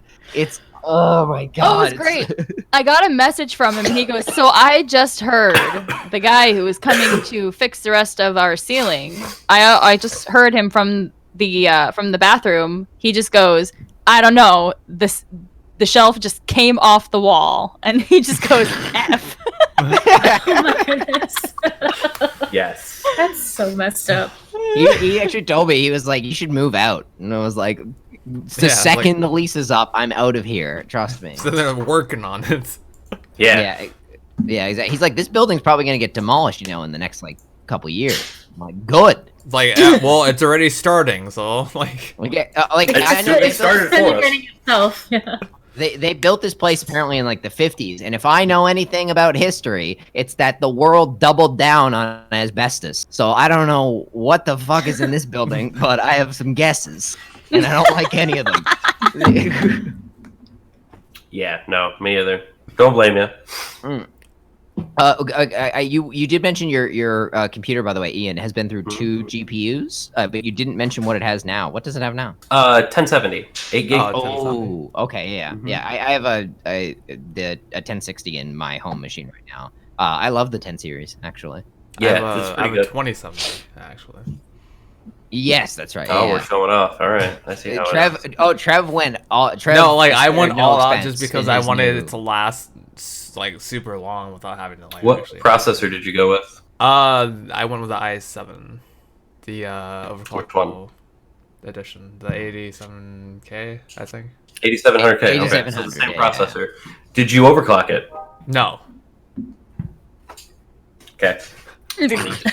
I avoided the warranty on mine the day I bought it so that I could overclock it better. I delidded it and replaced Intel's horrible internal thermal paste on the die with liquid silver the day I bought it. So the only reason I didn't overclock it was because like every source I looked up and like every person I asked Says that it runs like, stupid hot. Well, no, well, everyone I asked or like whenever I looked it up, I was like, "Is it worth it?" Like, no one gave me a straight answer. Everyone was just like, "It depends," and like this and that. And I was like, "Okay," so I had to really like everything works fine for me now, and I was like, "I don't think I need to overclock it," but Yeah, and it's there if you need it later. Yeah. I overclocked it because I'm that guy. oh, okay. Hitting the 5 gigahertz mark, I was like, yes, please. That's what I paid for this for, was to hit 5 gigahertz on 12 cores. That's exactly what I want to do. And this is from the guy that has 2 computers. I have a server in my closet. Like, when I say that, people are like, "Oh yeah, he's hosting servers. He paid for them." No. There's just another computer in that closet that is my server. But so I'm that guy. I like to take it just all the way. That's fine. But who needs money, right? So that should lead us into our first article, which was Yeah, the it should. Let me bring this up. Actually. Oh my God, we're making progress. yes, Yeah. which is the NVIDIA article about how they're releasing the next gen of graphics cards and supposedly gonna The be 3000 cheaper. series. Hold on. No. I'm interrupting this. To Ian. I didn't see the pictures Ian posted. Ian, is this your setup? Obviously Yes. it is. It's got your name on the wallpaper. Yes, it does. Okay. This is beautiful. I was gonna post it in chat, and then I realized that I couldn't post. So I was like, I'll make it someone else's problem, because you should just be able to drag and drop the pictures, and it'll post a Discord link. Yeah. It should, yeah. I mean, you can copy it and then paste it, but I don't know. If I might that be able. works. Here, wait a minute. Let me see if I can try. This is an. Wait, hold on. Is this one of the NZXT cases? Yes. Yeah, the it is. Okay, S340 VR edition. Yes, 340. Yeah. That's a really, really clean case to build it. It is amazing. I love it. I almost went with It's NZXT very for clean. my case. I Thank didn't. you. I went with Corsair though.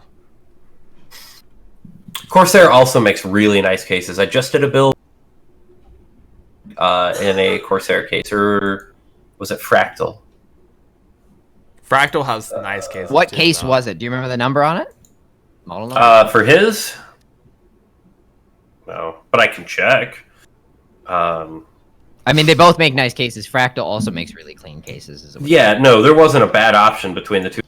Actually, both of them, but he didn't care what it looked like because he gives no fucks. It was a Fractal design. Oh, okay, yeah. It I really like their cases. Very minimal. was. Yes, it was very minimalistic but clean on the inside. Mm. It was the Focus G. Ah, okay, yeah. I built my mini ITX inside a Corsair 250D, which is one of my favorite cases. It also has horizontally mounted motherboard, because I'm a picky motherfucker about like that one thing in particular. I've done one horizontally mounted motherboard build, and it was for my grandmother. Who runs a small business. She just needed something that was better than an e-machine. And I was like, cool, $540. And she was like, what? And I was like, oh yeah, and it's like 12 times better than your e-machine. So I plug the things Yeah. in and hope they work. That was me, my first build. I was just like, all right, because I was like following this video, and it was only like a 15-minute video, and I was just like, okay, I was like, I'm just plugging all the shit in, he's plugging it. I was like, all right, hopefully this works. maybe. My first build of this actually didn't work. Oh, it did. My power supply was a dud. Oh. My We've original been power there. supply. Oh boy. That's why this one was a gift from my uncle. I was so like disappointed by the fact that the power supply was a dud and that I was going to have to wait to return the power supply and wait for them to ship the replacement, that my uncle was like, nah, man. It's like, I'll send you another one. You just return the other one, get a refund. So he bought me this power supply, and I've had it for like 6 years, 7 years. Yeah, like forever. That's Corsair a makes quality good stuff. power supply then.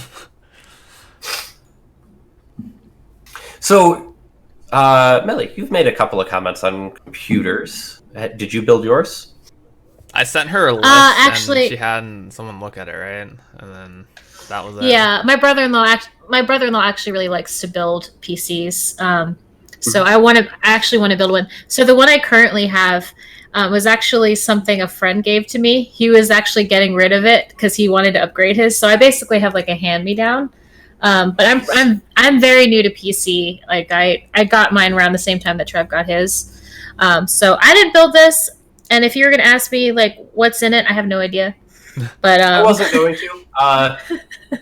To be honest, you seem to be getting involved in the conversation. Say anything the entire stream. So I was like, we need to involve everyone. yeah. No, yeah, I'm just listening. But yeah, so mine is just a hand me down. Trev's already trying to send me a list of things I need to do for my next one. But yeah, I'd like to build one. So like I had this whole idea where I was gonna kind of get my brother-in-law involved, and I wanted to kind of like have him teach me how to do it. So yeah, it's something I definitely want to do. But again, I'm super new to PC gaming, and so this was kind of like I told my friend I was interested in getting a PC. He's like, "Well, actually, I'll just give this one to you. Let me see if it's something you'd actually be interested in it before you spend a whole bunch of money on it." And I took it. It's actually been working decently for me, but a lot of the parts need to be upgraded. Like he said, you're going to need to upgrade this within a year, and I've already only had it for like 5 or 6 months. So it's there's some components in there that are about 6 years old. So I'm planning to just actually probably build a completely new one within the next few months. Have So you That sounds like it what needs it to be a can group run? stream. a group stream. Oh, God. Because I think like one of the things about PC gaming is if you build a PC like that, or if you have a PC like that, it sometimes surprises people how much you can run on like an old PC. Like Melly, have you Mhm. been generally pleased with like what you've like been able to do on it in terms of I gaming? mean, honestly, the way he described it, I was surprised I could do anything on it. So, like, the fact that it could actually run Siege and Overwatch, I was like, okay, if it can handle these, and it's doing a decent enough job That's with. all I need. Yeah, Yeah, Siege and yeah. Overwatch. Yeah. I wish I could do more streaming wise. Like, it definitely has a cap on it. So I definitely want to get a better one. But so like right now, because I was having trouble with my Elgato earlier this year, and it was because I literally have to keep the settings at 720 instead of 1080, because otherwise it just doesn't talk to the Elgato very well. So just for I that. murdered a graphics card with an Elgato once, so Was it the N CPU one, or was it the N motherboard one, or is it just like a plug-in one? it was a proper graphics card. It was super old, but it was what I had in my server, and my server could do it now because I have a slightly beefier one in there now. But one of my original ideas with building the server is that when I stream and stuff, I will use my capture card to offload the effort of streaming to the server to my other machine, because why not? I have it. Yeah, you might as well use it. So I hooked it up and tried to stream with it, and the graphics card quit working forever. It never started working again, ever. That's so sad. I murdered that graphics card. You murdered it. That graphics card was also like 4.5 years old, so I knew that there was a risk. Like, I was like, this isn't going to work, but science. Well, sometimes in science, people die. Oh my goodness. Yeah. Or in this case, graphics cards. So now my main computer is just so ridiculously powerful that streaming, recording, and playing games, it doesn't even care. It usually is just like, what is this? Like, this is a walk in the park.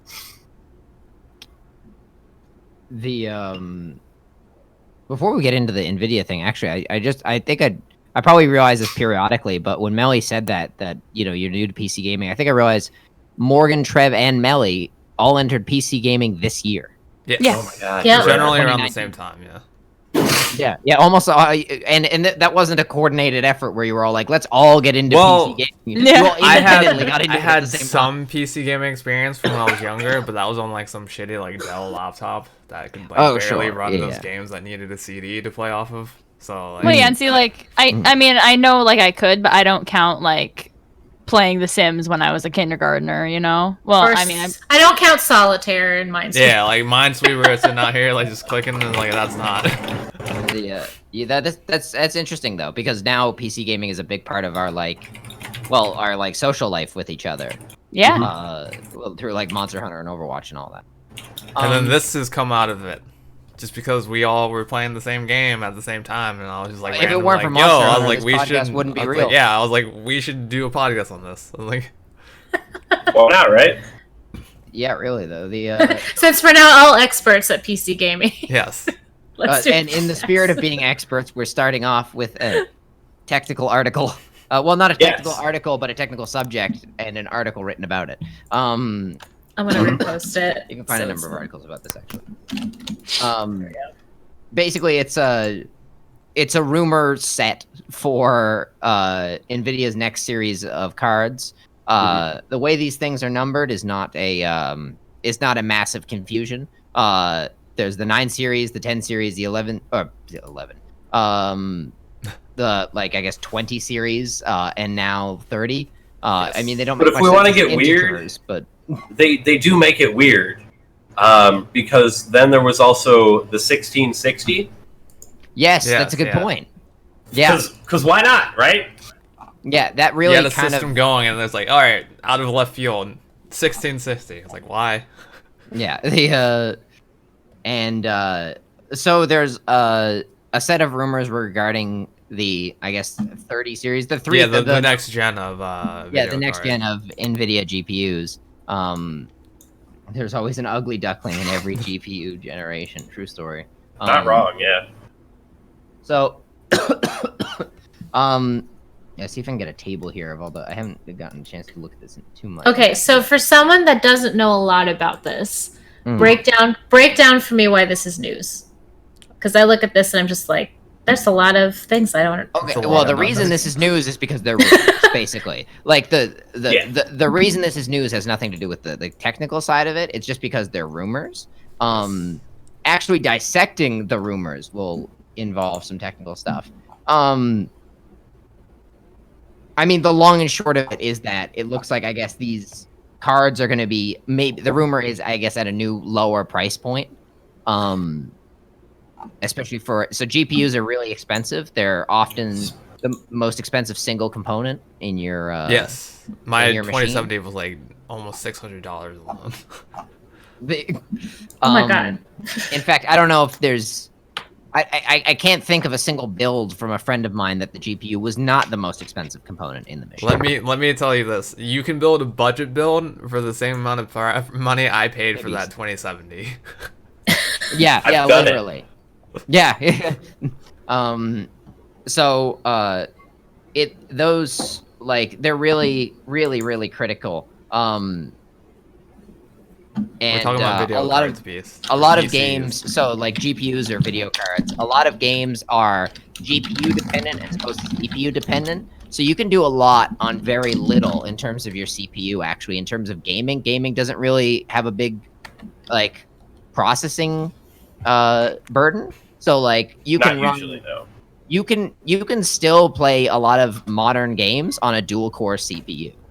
Like, it can be done. I have done it. It's a little unusual, but it can be done. Painful. Painful, Painful. in I feel like there are like Uh, various requirements for this. Like, there's like newer games that like you may not be able to run as smoothly and stuff, but like older games, sure, because they're not as like technically Certainly. And- dependent on. There are specific types of games that are processor heavy, games like Civ and GTA 5 and games like that. But yeah, generally, so you want to put money into your GPU because that's what's going to be, you know, a lot of the decider on how smoothly you're going to run games. Also, if you're video editing, CPU will be. Super important. That's part of the Yeah, reason yeah, why critical, I went with the actually. 2070 is because I knew I was gonna start using like Premiere and like After Effects and all that other shit that's like Exactly. intense on. And so the GPU is worth putting money into, and sometimes it's a lot of money. And so I guess the rumor is that now, I guess the new card line will be at supposedly a cheaper price point than usually a new card. I would think be. my frustration with the article is that cheaper. Air Yeah, quotes, cheaper. right? Yeah. Define cheaper. Cheaper could be $50 cheaper. Also, are we talking cheaper from the launch of the 20 series? Because the 20 series launched during a cryptocurrency mining burst. Yep. Yes, I remember that because everyone was like in. They awe. were They're super like, "Oh, expensive." shit." Yeah, they were stupid expensive off the bat. So, I guess like cheaper's not a good word. Like some of the other stuff in there, I cared about energy efficiency, like significantly increased energy efficiency. That's news to me. That's cool, especially considering Nvidia's high-end cards have been in the past notorious energy hogs. And cheaper is exciting, but what scale of cheaper are What we we need talking to take about? into account as well is like, is it cheaper in a way that would affect like performance on the card? Like maybe they went a different route and used some sort of other way of coming about with this card, and they may suffer in a different way. Or did Nvidia dip into their profit margin, which is unlikely? Or is it just because the crypto market is on a downtick swing right now? Can I just touch on that real quick for people who didn't follow it at the time? So during that like big cryptocurrency demand, the price of GPUs skyrocketed, like hugely. Like you know, you'd buy a card and then it would be worth 1.5 times what it was worth when you bought it. So that was a really bad time to buy a new graphics card. And this I started almost trending- sold mine during that. Yeah, I bet. Yeah, because you can make a neat profit off of it. So when you're buying computer parts, one thing to bear in mind is what time you're buying them in. I remember I think back in 2016, RAM had a big skyrocket in price for no reason that I could trace at all. And now it's like really cheap. Like it's coming. And now it's like way. so Yeah. cheap.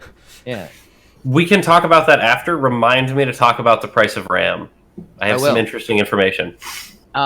So yeah, the long and short of these rumors is that they're really, really vague. But there are some specifics. I've seen a couple articles on this. And one of the things is that, so you may have heard some buzzwords about ray tracing during the 20 series, because NVIDIA's not shut up about ray tracing. At all. And I guess they're like going forward with that plan, and supposedly the next series of cards can do ray tracing better, because ray tracing at the moment, from my understanding of it, is dog shit. Yes, it's bad. It runs poorly all the time. And ray tracing, just for those who aren't familiar, is just a lighting technique. Basically, it's a really it's not complicated. It's a really difficult lighting technique to pull off, and it's very demanding on the parts. But it is a lighting technique that it does a really good job of simulating real life lighting, and to do that in real time in a video game is very difficult. And NVIDIA's working at it, but they're optimizing it.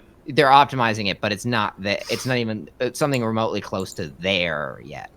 No, it's not there. Just like VR wasn't there 2 years ago, but they tried to. Yeah. VR. That's an interesting one.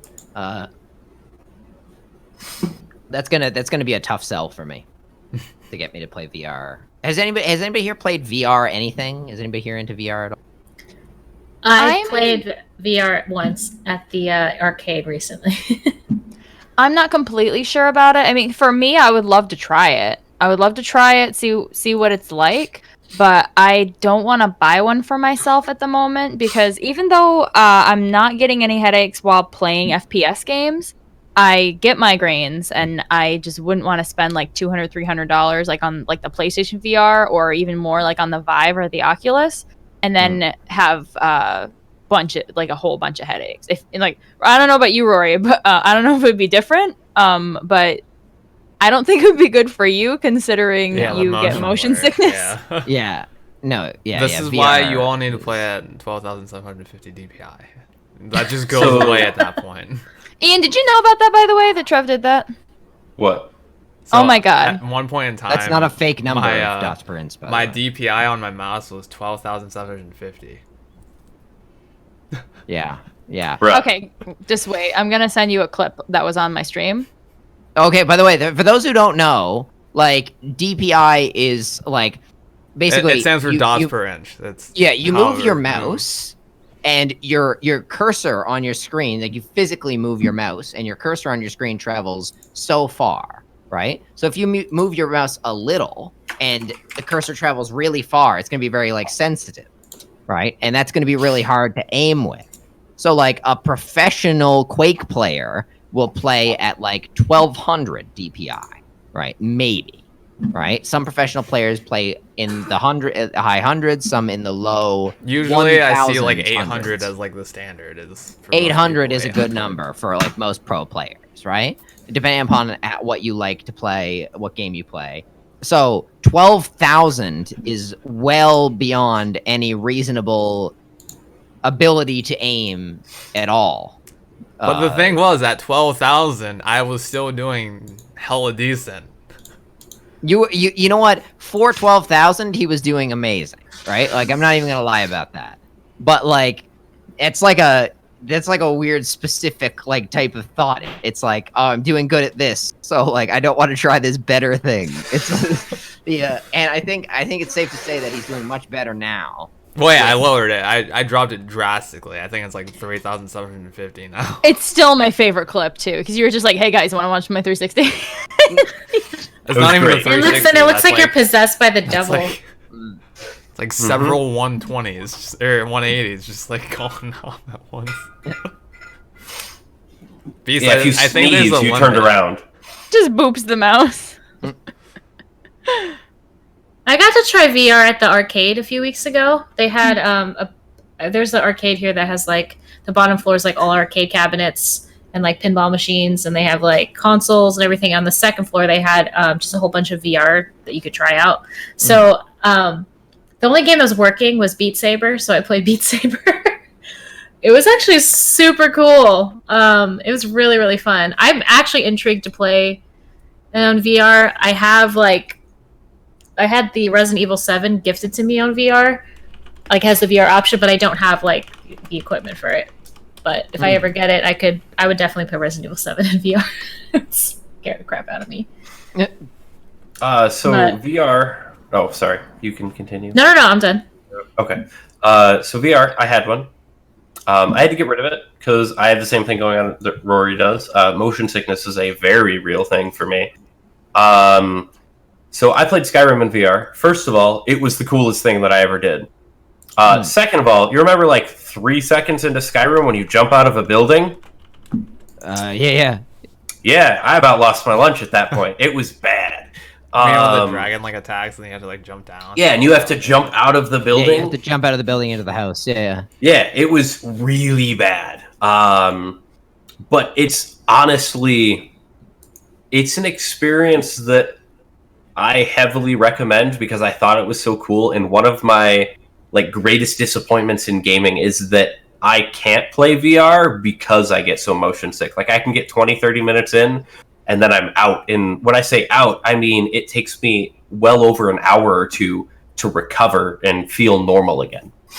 Yeah, you and I are in 100% the same situation. So that's why I can only play 2016's Doom for a half hour at a time. You have it worse than I do. Because that kills me. There's something about certain games. Me and Meerkat, Morgan will remember this because Meerkat streamed it and Morgan watched it. Me and Meerkat played Dead Island one afternoon. I remember, for like 2 hours. You were like, I need to get off. I need to lay down. I was out for the next 4. Like easily. Like I was so done for the rest of that day. It totally messed up my day. And I had fun playing and I wanted to keep going, but I was like, that's the only game that's ever made me motion sick is Dead Island. I don't know what's wrong with that game. Like I don't know what they did. And I have Doom. I have Doom. I haven't played it yet, and now I'm like nervous. So I'm one of those people who like, as all of you know, I played on 12,000D DPI. So like, I never understood the whole motion sickness thing. Because like I've always been one of those people who like love high sensitivity and love like super fast like motion. So I don't know. I just never got it. Yeah. And then for VR, I almost considered buying VR, but the only reason I didn't was because I only wanted to play Beat Saber on it, and I didn't think I was gonna waste like $400 or whatever just to play Beat Saber. And I was like, Right. Yeah. Ian, how are you with theme park rides? And like, are you bad on those too? I don't personally really enjoy them, so I haven't been on one for too long to remember. Oh, okay, yeah. Morgan watches Fairy Tail. What's going on here? Oh, it's just a call out from me and Trev. Assume our anime preference. Come on. It's just a call out from me and Trev. Apparently, we don't meet beasts. Having super bad MS. What is MS? Motion sickness. Well, no, I mean MS is multiple sclerosis, but in this one particular context, it's being used to refer to motion sickness. Yeah. There is a JRPG coming out in 2020. I'm just better than all good. these people. I don't have motion sickness. Excited. I watched the trailer for that because Morgan was watching the trailer and sounding very excited while we were on the phone. So I was watching great. The trailer. I was talking to him and I just go, "Oh my god. Oh, what? I need to watch this. Just a second." And then I didn't tell him what it was. He's like, "What are you watching?" It's probably like he probably just assumed it was really obscure shit that your brother sent you. Yep. Or in our group chat. Oh just some of the god. really obscure stuff in that group chat. So Ian, break down what you were gonna say about the pricing of RAM. Oh yeah, so RAM pricing, right? It had that random skyrocket. Yeah. It wasn't random. Oh, shit, what happened? RAM companies that made RAM got together and decided what the price would be of. and all agreed on it. There was actually the reason that RAM prices dropped is because there was a class action lawsuit against them and that forced them to drop the prices of their RAM because what they're doing is illegal in almost every country. Yeah. Like, a group of companies can't just get together and be like, hey, let's all raise our prices at the same time. Most countries are like, no. So yeah, that actually happened. I didn't believe it at first, but it actually happened. RAM prices went up because pretty much across the board, and it wasn't like Corsair and HyperX or any of the other companies that make RAM. It was the companies that print or that manufacture the actual DRAM modules. Oh, okay, yeah. It was a hardware pricing. Yes. Oh, so okay, yeah, it wasn't the actual company. It was like Yeah, it wasn't Corsair, but it was the companies that did that. There were a couple of companies manufacturing those, and the 2 or 3 of them got together, like the ones that provided parts to all of these other major manufacturers, decided to increase their prices. Yeah, And all agreed to do it at the same time. They went up a lot. Like, it was like, there was a time, I remember when I was having conversations with people in 2016, building their PCs, I was like, you wouldn't believe, back in my day, how easy it was to make the RAM or whatever. Like, it was the cheapest thing in the whole machine by far. Like, yeah, and then storage. The storage is like comically cheap. At this point, yes. I remember when I first was putting together my parts list for this build on PC Part Picker, SSDs had just become a thing. Yeah. And there was a 1 terabyte SSD for $20,000. I remember this time well.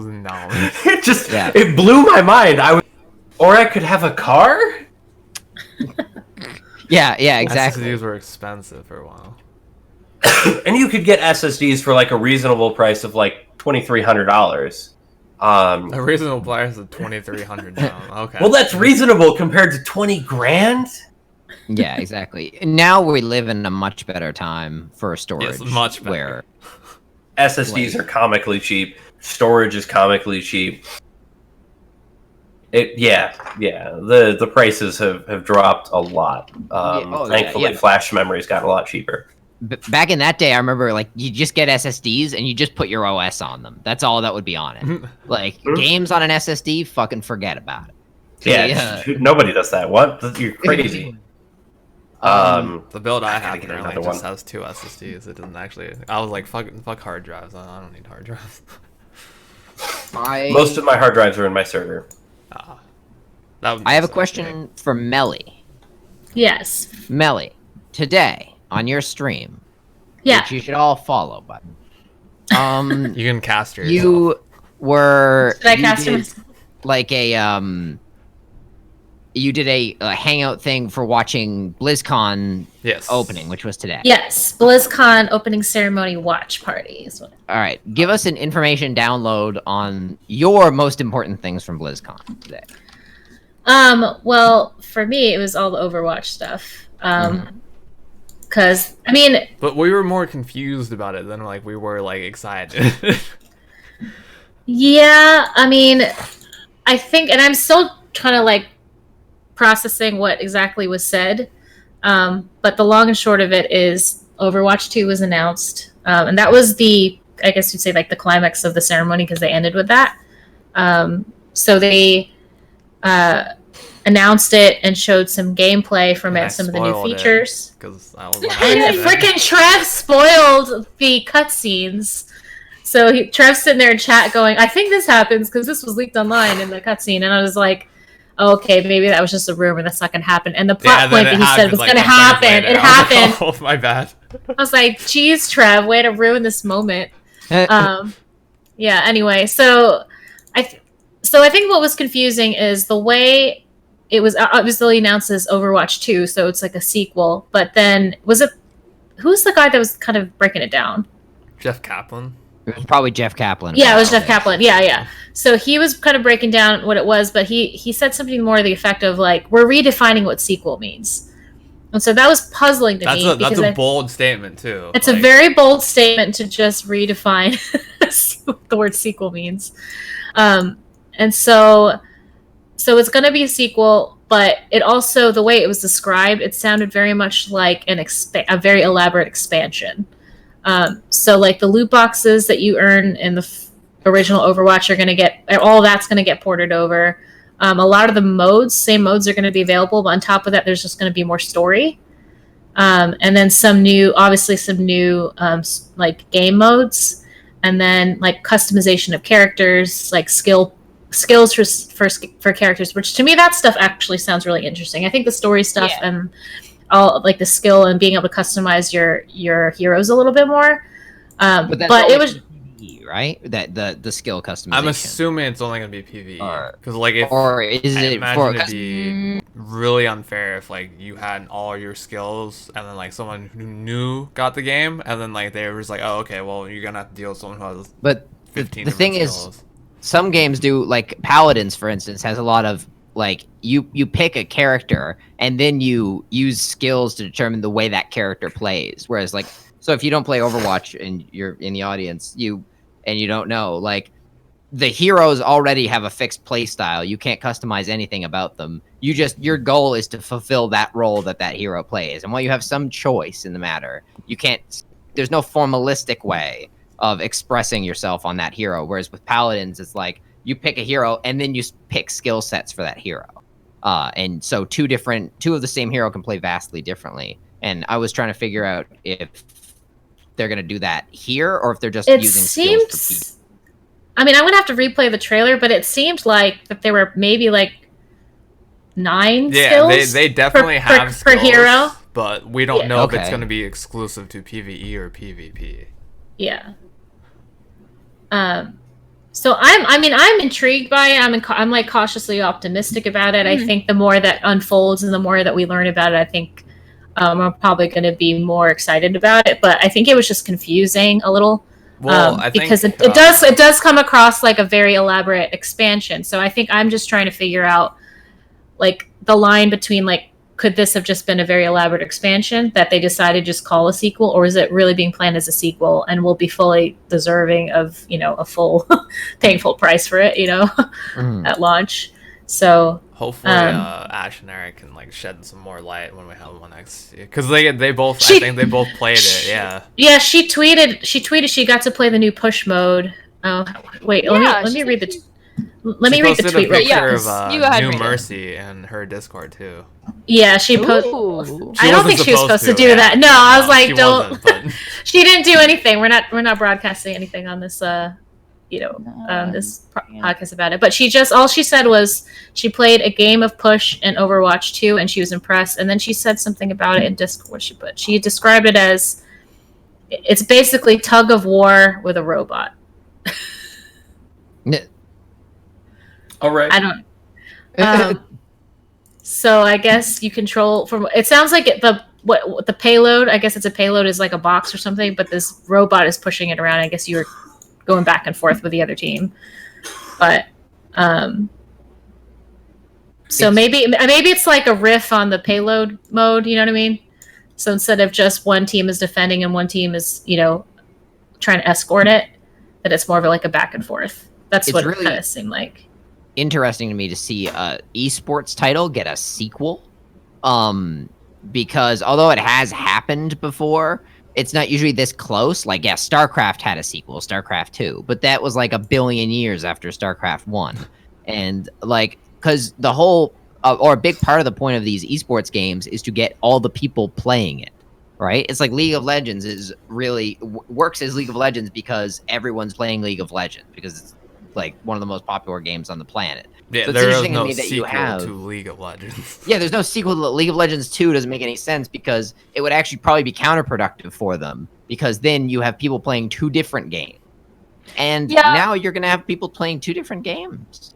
Yeah, honestly, I would have liked this better as just an expansion.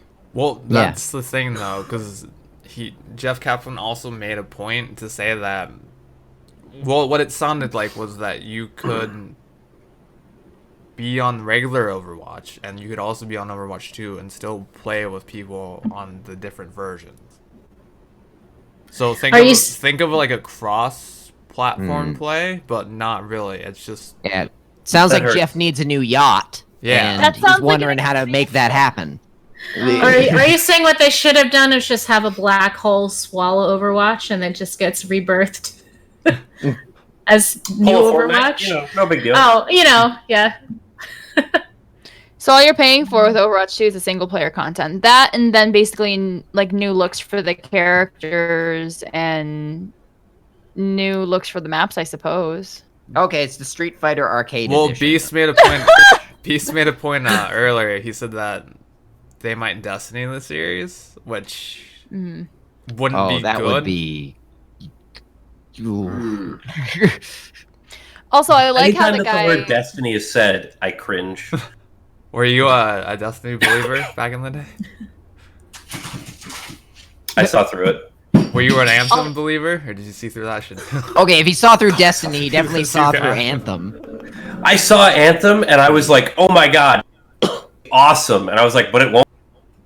It's like it could be, but it's not. I was like, "Oh my god, this is gonna be awesome!" And then at the end of the trailer, I saw Activision, and I was like, "Nope." Never mind. I'll be curious to talk more next week with Ash on the podcast about it, just because. I mean, on one hand, I know like when you're actually there and get to play it, there's like more of like you have like the BlizzCon glow or whatever, So it sounds like everybody that got a chance to be there and play it is raving about it or very excited Well, about it. that's Like the I'm at the con like excitement. So like I'll be interested like after like maybe when she gets back, just kind of breaking it down a little bit more and getting more of her Not to impressions mention, about it. I feel like those kinds of demos also they want to try to make it like the best that demo can be, like for like in terms of the demo, just to make sure that everybody's like, yeah, this played really well. Yeah. So this there's is actually a phenomenon in film criticism as well. So if you go to an advanced screening, so I remember because I went to an advanced like screening of John Wick, the second John Wick, right? And when you go to one of those screenings, which I guess are primarily designed for like people who win contests and for people doing film reviews, they have like a hype guy that comes out at the beginning and tells you how awesome the movie is. Like he like comes out and stands in front of the theater and talks about how great it is and all the great stuff. And like that has an effect, right? On like your like because his whole job is to get you excited, presumably so that you write a good review. And like I think that's what conventions do passively, like without. So, yes. How long will she have been back? I'm curious. Before we do the podcast for that. So next week we're all gonna be gone. Friday. Well, I'm gonna be on Thursday, but it's everyone else is gonna be except for Melissa. We're gonna be on Friday through Sunday, so we're gonna have the cast on Wednesday instead. So. And she gets back Monday, so yeah, it's so just it'll a only couple be days. like 2 days after. Okay, so the hype may still be there. So one of the reasons that I ask is the company that I work for does managers convention, and they fly me to a random city. This year it was Tennessee, and they try and hype us up before holiday season so that we don't all kill ourselves during Christmas. It has that same kind of effect, but it lingers for several days, and sometimes even a week after I get back from a conference, because I've gone to several, where I'm just super amped up and like excited to work for the company. I've been here for 5 years. I love my job, but it's not that exciting. So it tends to have that effect, like Rory was mentioning with the hype guy, right?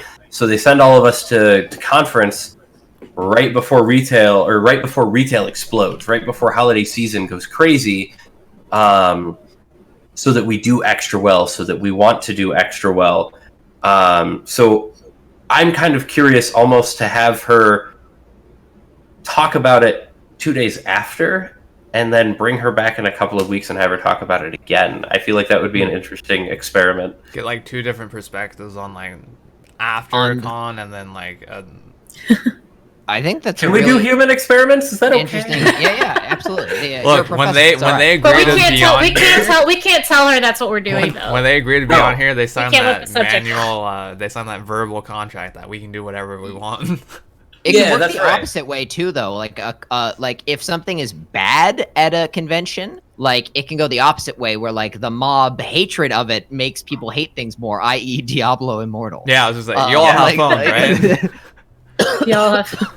Speaking And of that- Diablo, I guess it's not coming out very soon, and there's not going to be an offline mode, which is kind of, but Diablo 3 or Diablo 4, which was announced. Wait, Oh, wait, 4, slow down, God. slow down. 4. Diablo 4 is no offline whatsoever. They're just Yep, I just read a thing about it. It said no offline mode, and it's not coming out anytime soon, is how they put it. yeah. Well, Yeah, basically, well, I mean, people that are was mad, Well, and they wanted them to stop being mad. they had to announce it this year, no matter what the timeline was, because they had to course correct from last year. So or they would have been killed.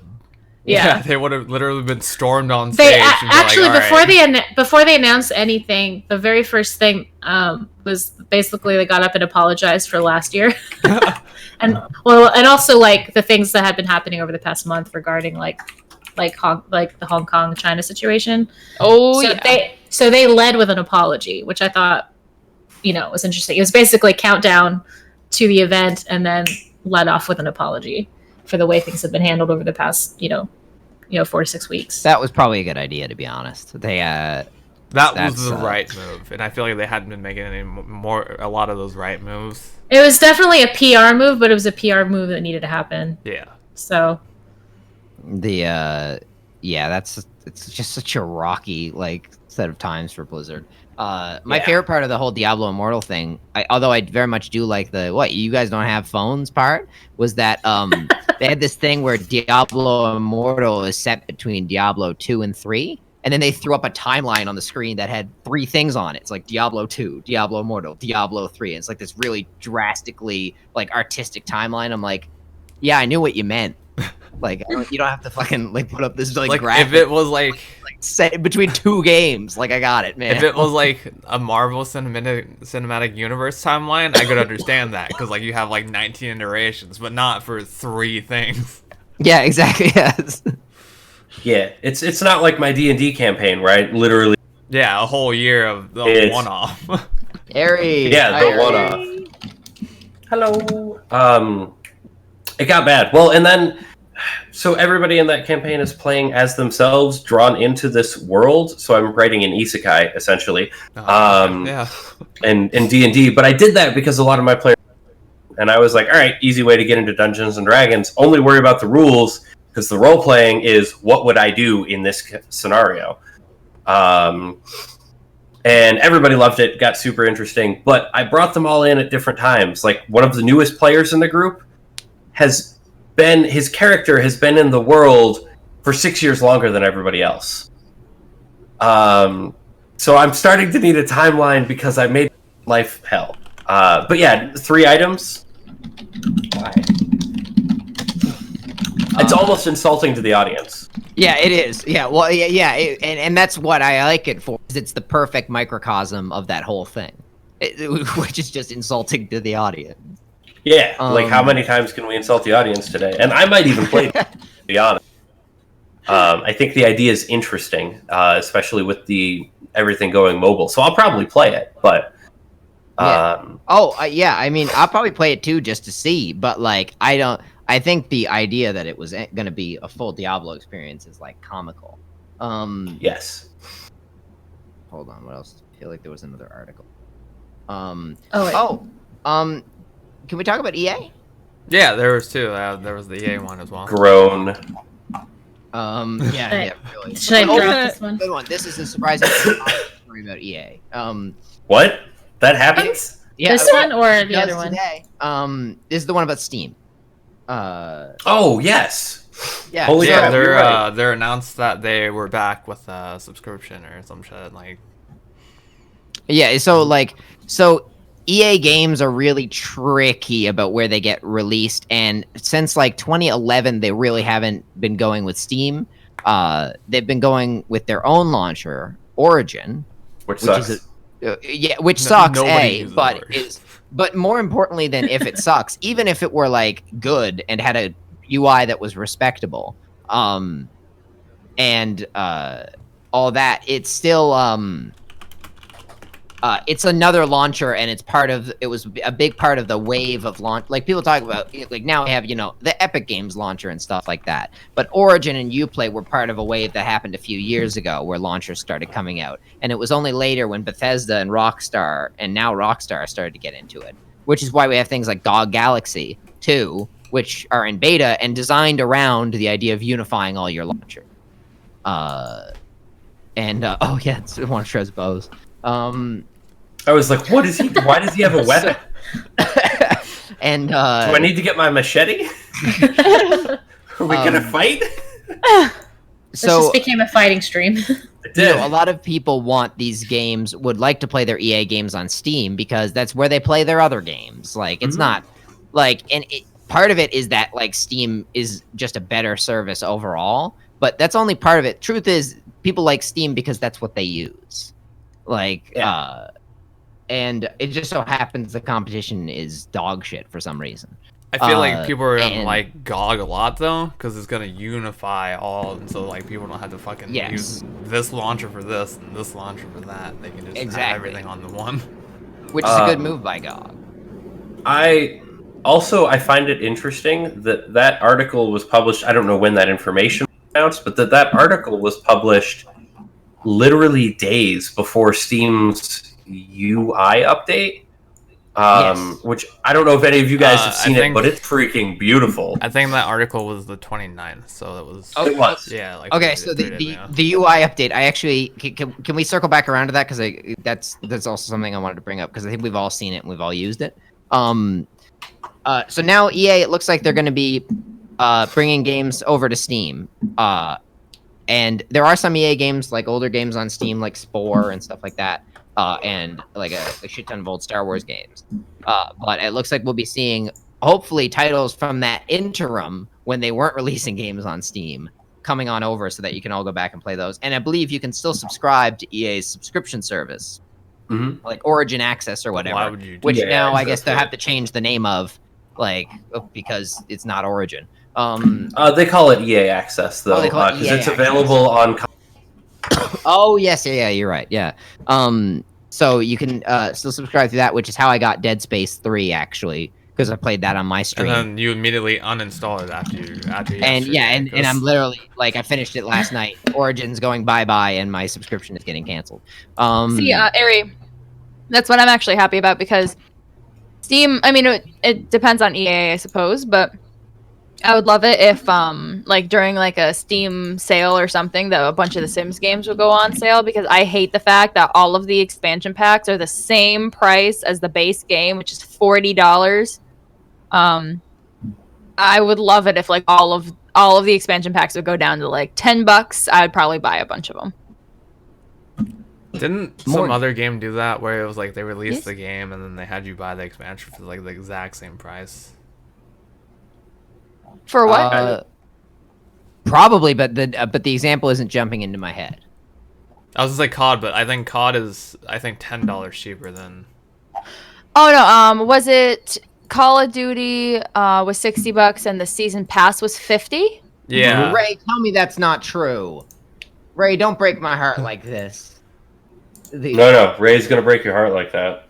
Oh god, it's the same thing Uplay does, where you launch it from Steam and it still launches Origin. Oh, interesting. What's the point? That's literally what GOG Galaxy's gonna do, except shittier. Could you imagine having that? Worse. Could you imagine having that with like Bethesda too? So you would need that launcher as well. Oh my god, the Bethesda launcher is The most like a useless thing ever. tragedy. Oh my god. Bethesda has a launcher? $20. I didn't know that either, and then Rory was like, Ari, they have a launcher. I was like, That's, what? that's unfortunate. No, I don't they've want to had it spend for a $20 per while. expansion. They've had it for a while. For ESO, it launched ESO, it launched Elder Scrolls Legends, it launched Quake Champions, and now it launches and then promptly crashes Fallout 76. Yes. I mean, hey, That's really bad. At least I guess on the bright side for me is that if the Sims expansions do go on sale, I don't have to rebuy the Sims base game, I guess, because That's it true. goes right over back to Origin, so which I have it on. They are a huge vessel of advertisement. That's true. It's all guaranteed to make X number of sales in addition to what you sell on your own platform. Yeah, exactly. Morgan, Yes. can you start with your opinions regarding Steam's new UI update? I only looked at a little bit of it, so I'm gonna have to open it back up to see it. So funny story Coming about at this. you I live. asked Tiff about it this morning when she was streaming. I was like, "So how do you find the new UI?" And then she was like, "It doesn't look any different." I was like, "Yeah." I was like, "Just update it." She's like, "Okay." She updated it, and then like she again was like, "I don't see anything different." And then turns out she had been looking at the store and not the library. Oh. And I was like, "Oh yeah, no, it's yeah. under the library." And she's like, "Oh yeah." So I think it kind of depends for me. I sort of kind of like that. Whoop, hi mom. Ben's here now. Hi.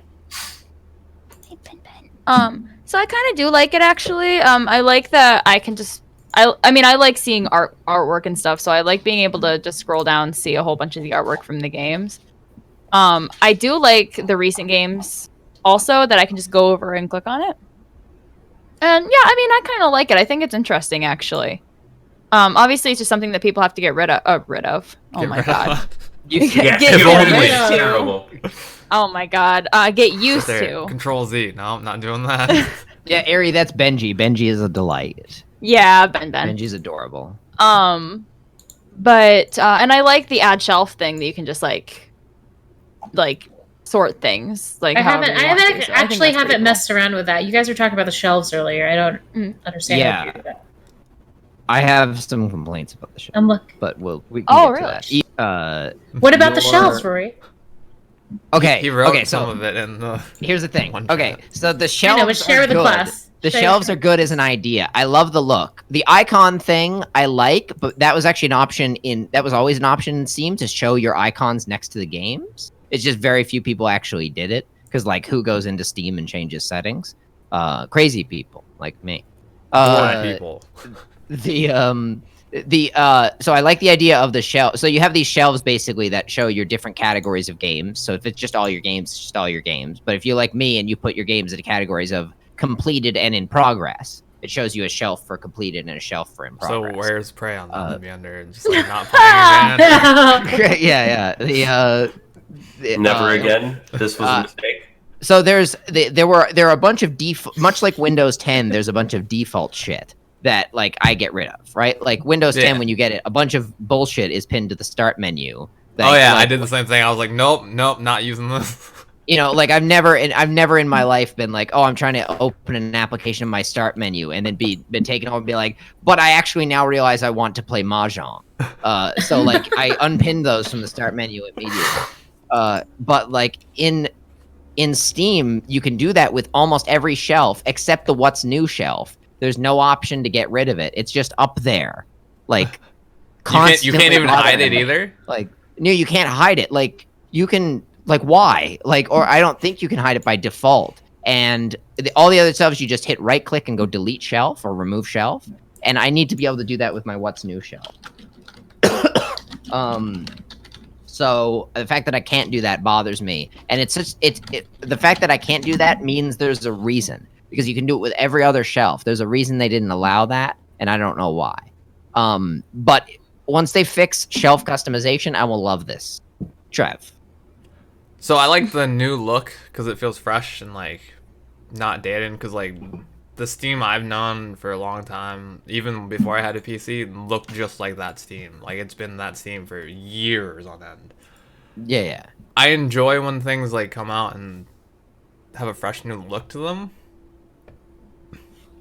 And I'm not one of those people who like love to sit there and go through and like sort stuff. I mean, I did on my PS4 for like certain games and stuff, but that's minimalistic because it's like a console as opposed to like a PC. Yeah. But yeah, I mean, it'll just take some time to get used to. Certainly. Yeah. I think they did do some good things with it because now I think if there are friends playing it, and you know how before it used to just say this friend playing in like a square. Now it has a little icon next to the title Yeah.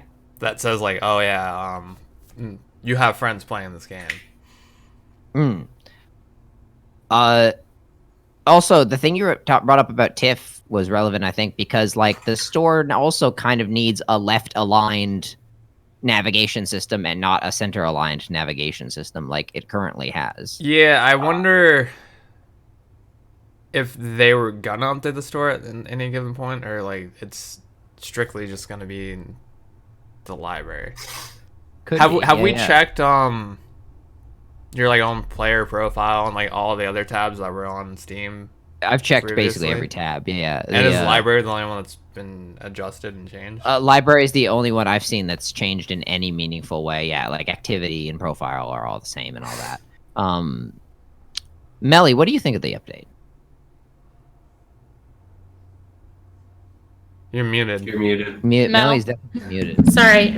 I mean, it's all right. Like, I think I'm just confused why they only changed one part of it. Yeah, me too.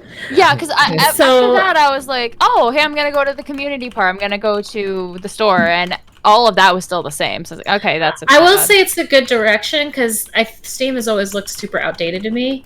So I think the direction they're going with the library tab is a good direction, but I'm just puzzled as to why they wouldn't reorganize the rest of it. Yeah.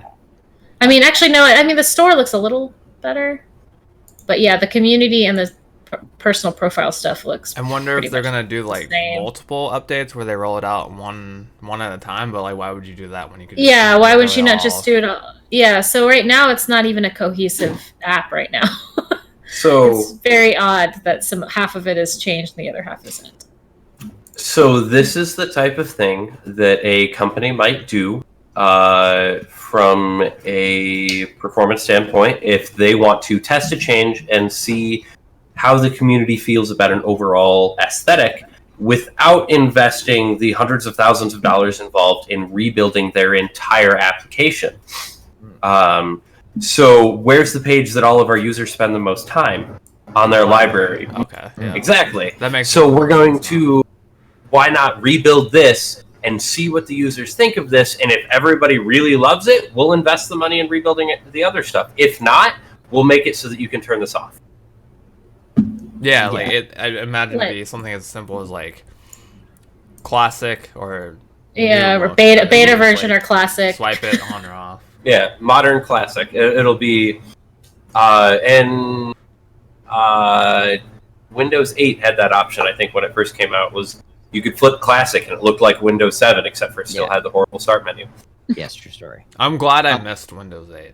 Like Windows 8. Windows 8.1 was good. Okay, yeah, Good. and it was Windows 8 was really good if you were on a certain type of device that wasn't Yes. a computer. I think yeah, there was something I was going to say, and it's now. Oh yeah, what I really want Steam to add actually is something other than, so if you want to like save the game for later, like if you're scrolling through the store and you're like, oh, I want to keep an eye on this or whatever, or I want to save it to a list, which is the ideal way to do it. Have something other than just the wish list or the follow button. Like the wish list, like I don't want to be like, oh, I'm gonna put this game on my wish list. It's like that's a very specific thing I'm saying about the game. I'd rather just be like, just add this to this private list of things I have, not this public list. you're saying Why like couldn't Amazon. Steam? Like Yeah, Amazon why has couldn't that. people where, have it? like, you Literally, can do- yeah. I mean, the thing I'm most interested in is how to save screenshots, because right now the way to save screenshots through Steam is very clunky and not helpful It's bad. at all. It's bad. Yeah. The So- saving to that random folder that it saves in is not a good idea. You Yeah. can change that if you're one of the crazy people that changes settings in Steam. The you can. I think the default needs to be changed though. The Isn't it in app data or something stupid? it's I Yeah, don't even something I like think it is that. an app. I think it's data, like yeah. local files, Steam, and then like under the specific game, and then like there's like 6 folders you have to navigate through to get to. And I mean, there's a reason it's an app data because all the like bullshit defaults are always in app data, but they Yeah. need to change But they that. should- I think it's just dumb that you can't go to your own profile and your screenshots show up, but you can't even like right click on that and download it from there. Like you literally have to just go to the obscure folder that it saves to. Because that's what I thought it would do. It's like, oh great, the screenshots are showing up on That's my why I always profile. just use print screen, and I'm Yeah. done. Like I don't bother have- with other shit. Separate software specifically for screenshots. I don't even play around with it. Like used to be Imager called or Push. something, or It's absurd that there's no download option on your own profile. It's like you can either copy the link to it, copy the page URL. yeah, send everyone a link. That'll make people wanna Yeah. click on it. Yeah. Wait, hold on. With regards to what exactly? With the screenshots, she's saying that you can't like download them from your own Yeah. profile. You So have to, yeah, if you go you like grab if the I go to link my or you Oh, You right. go yeah, to yeah. find the there's folder. no option to download as a PNG or JPEG or whatever. You literally have to either go to the obscure folder or Yeah. That is actually super annoying. We should also rant about the fact that programs use app data to Yeah. save files that users should have access to. And app data is literally there for storing files that the user doesn't need to see. Because it's a hidden folder. Yeah, that's literally why they're a tucked hidden in folder. like 3 folders People deep. don't realize that that's a hidden folder. Like that's a real tragedy. Like Yeah, like why would you save that there? Why wouldn't we save it in pictures or documents or literally anywhere else? Anywhere. Anywhere that would make sense, but no, they're like, we gotta hold it in this folder, within this folder, within Like this app folder. data. One of my biggest complaints that I have had with Minecraft, right, which is one of my all-time favorite games that I've played for forever, saves everything in app data. I mean, and yes, let's be honest, it's because it was written by guys in their basement who were too lazy to branch out from the core installation folder. Yeah. But True story. they should have fixed that. Yeah, app this data many years shouldn't into be- it, they should have had some option. Factorio does it so many games. Store stuff in app data. Go to your app data folder sometime. Look around. It shouldn't be big, but it is. Because games use it for everything. And if a user should have access to it, it shouldn't be in app data. Yeah, no, that's true. And I remember I did a tutorial for TIFF. I did a video tutorial on using Mod Organizer for your Skyrim mods. And when I was doing the tutorial, because I did it all live to make sure I started like from fresh, I deleted everything. I was like, oh no, the default for storing mods is in app data. Why? Like everything does, and the people who write mod software are actual programmers. So even like skilled people still do that, and I think that's incredible. Yeah, It's app 'cause data it's is the huge. easiest All those solution. Python, also like Zippy. If you ever want to know Python installations you forgot about, go into your app data folder and just like if you want to be real sad about every time you install a different version of Python, do something different. The other thing that bothers me about app data, right? Everything uses app data, and it shouldn't. And why would I complain about this? Well, back in the days of SSDs when they were expensive as hell, and you couldn't take things from app data, right? Like wasn't an option to move But it you to somewhere couldn't? else. No, it wasn't a thing. There were so many games that like app data is where we put it. You're out of luck. Like you don't want it there, too fucking bad. So then you have huge app data folders and you can't do anything about it. It was bad. It was really bad. I'm glad I got it's a gotten PC better. now as opposed to like back then. It's gotten better. Minecraft was my biggest complaint when I got my first SSD, and I had Minecraft worlds that were several gigabytes, which probably breaks people's brains because Minecraft world is several gigabytes. But so now my app data folder is huge because Minecraft won't let me put that anywhere else. Yeah, exactly.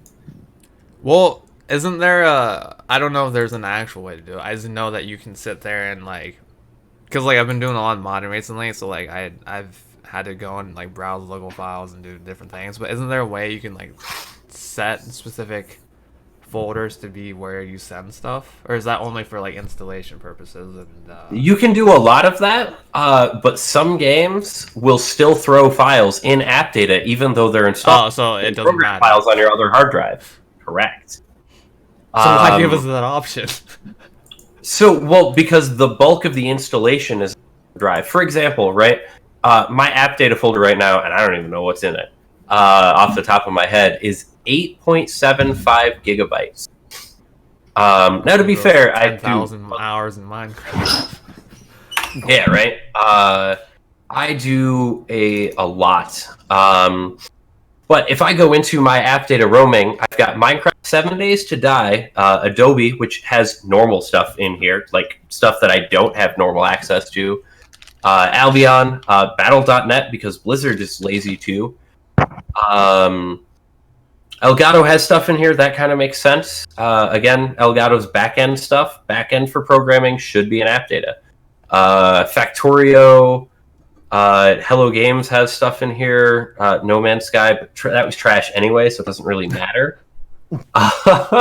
We all knew that No Man's Sky was trash. So there's a ton of games in app data that are saving things in app data that you can't change.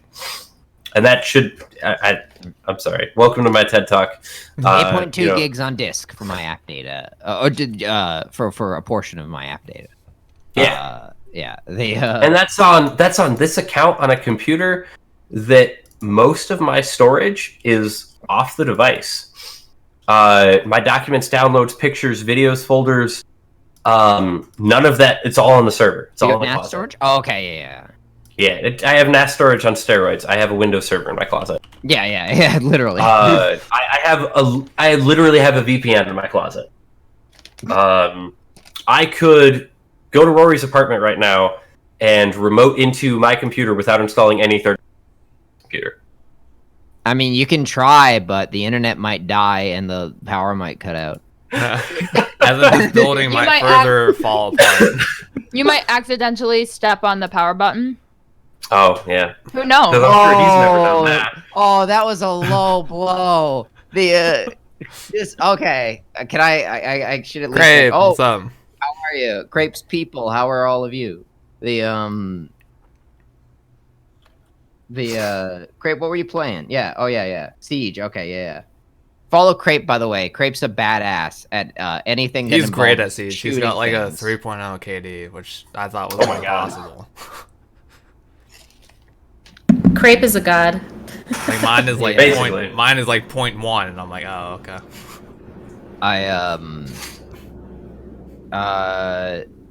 Yeah, the power thing. So I was on the phone with Morgan. This is and I'm not going to tell you when it was because it's happened multiple times, so it's not really applicable to tell you when it happened.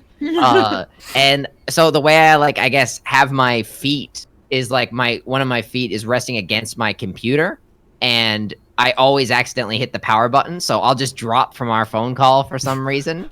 More like, what's going on? I'm like, mister, I accidentally hit the power button again. Like, I gotta restart and let my shame dissipate away. So the amount of times your you've done computer it- should restart in 2.3 seconds, right? Yeah, that's the thing. It is a fast boot, but Still hilarious. I'd assume with the amount of times you've done it, you haven't found a way to prevent that by moving it or putting something around it. That's I like resting my foot on it. just get get like a footrest and put it over it, so you're not actually get like a footrest. Have you seen my chair? You think I'm out here getting footrest? I mean, Get a footrest. Also, Lance, how are you? It's good to see you. Get a UPS. There you go. That's a good idea. At least then it's hardware, right? It's technically computer hardware, so you use that because screw comfort, but this is for your computer. you mean an Xbox? Xbox? Oh gosh. Oh. Well, I always say that also- if you play on Xbox, You're you're gonna incur the wrath of Aerie. Aerie. Aries about to shoot you. Yeah, Aries. Oh, There there we go. Yeah. While we're talking about why Windows is terrible, and why people that program for Windows are also terrible, and Rory's like, oh boy, he's about to open a can of worms. The other computer nerd in the room is just like, here we go. I guess we're gonna go for another couple hours.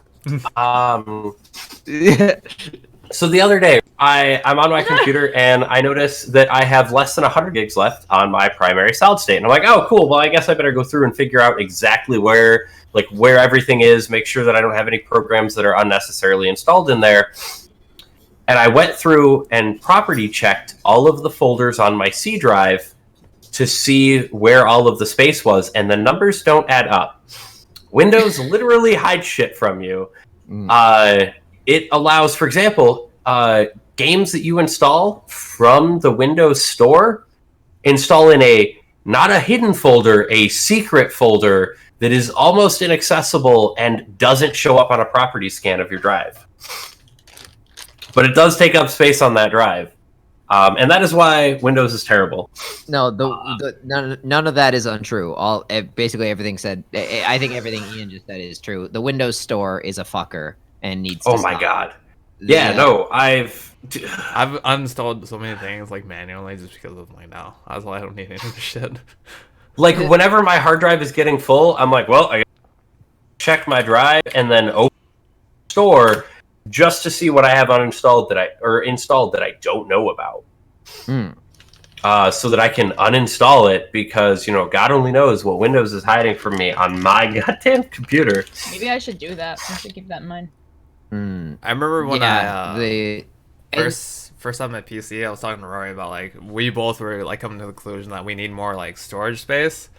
But like if that's the case with what you're saying, like if they hide a bunch of shit from you, like maybe we just need to go and like find that folder and shit and just get rid of all that. I mean, I've also got something like 14 terabytes of cloud storage that you guys. Bro, I got like I got like a gig and a half, or no, a terabyte and a half.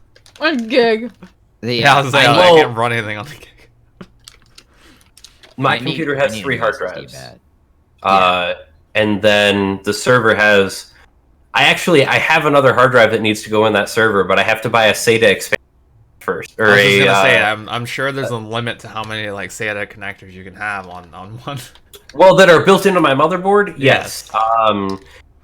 So I have a limited number of SATA ports on my motherboard, but then you can just buy a PCI card that plugs in and gives you more SATA ports because the magic of computers. Mm-hmm.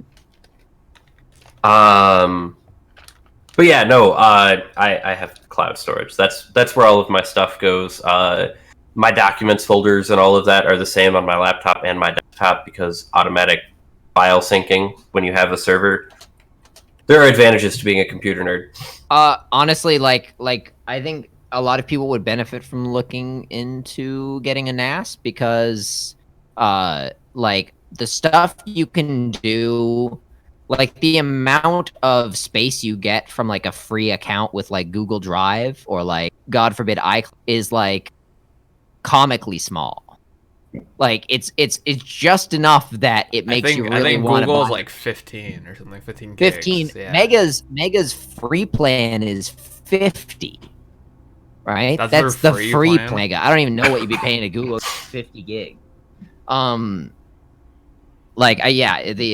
like having like actual like network attached storage, that's handy.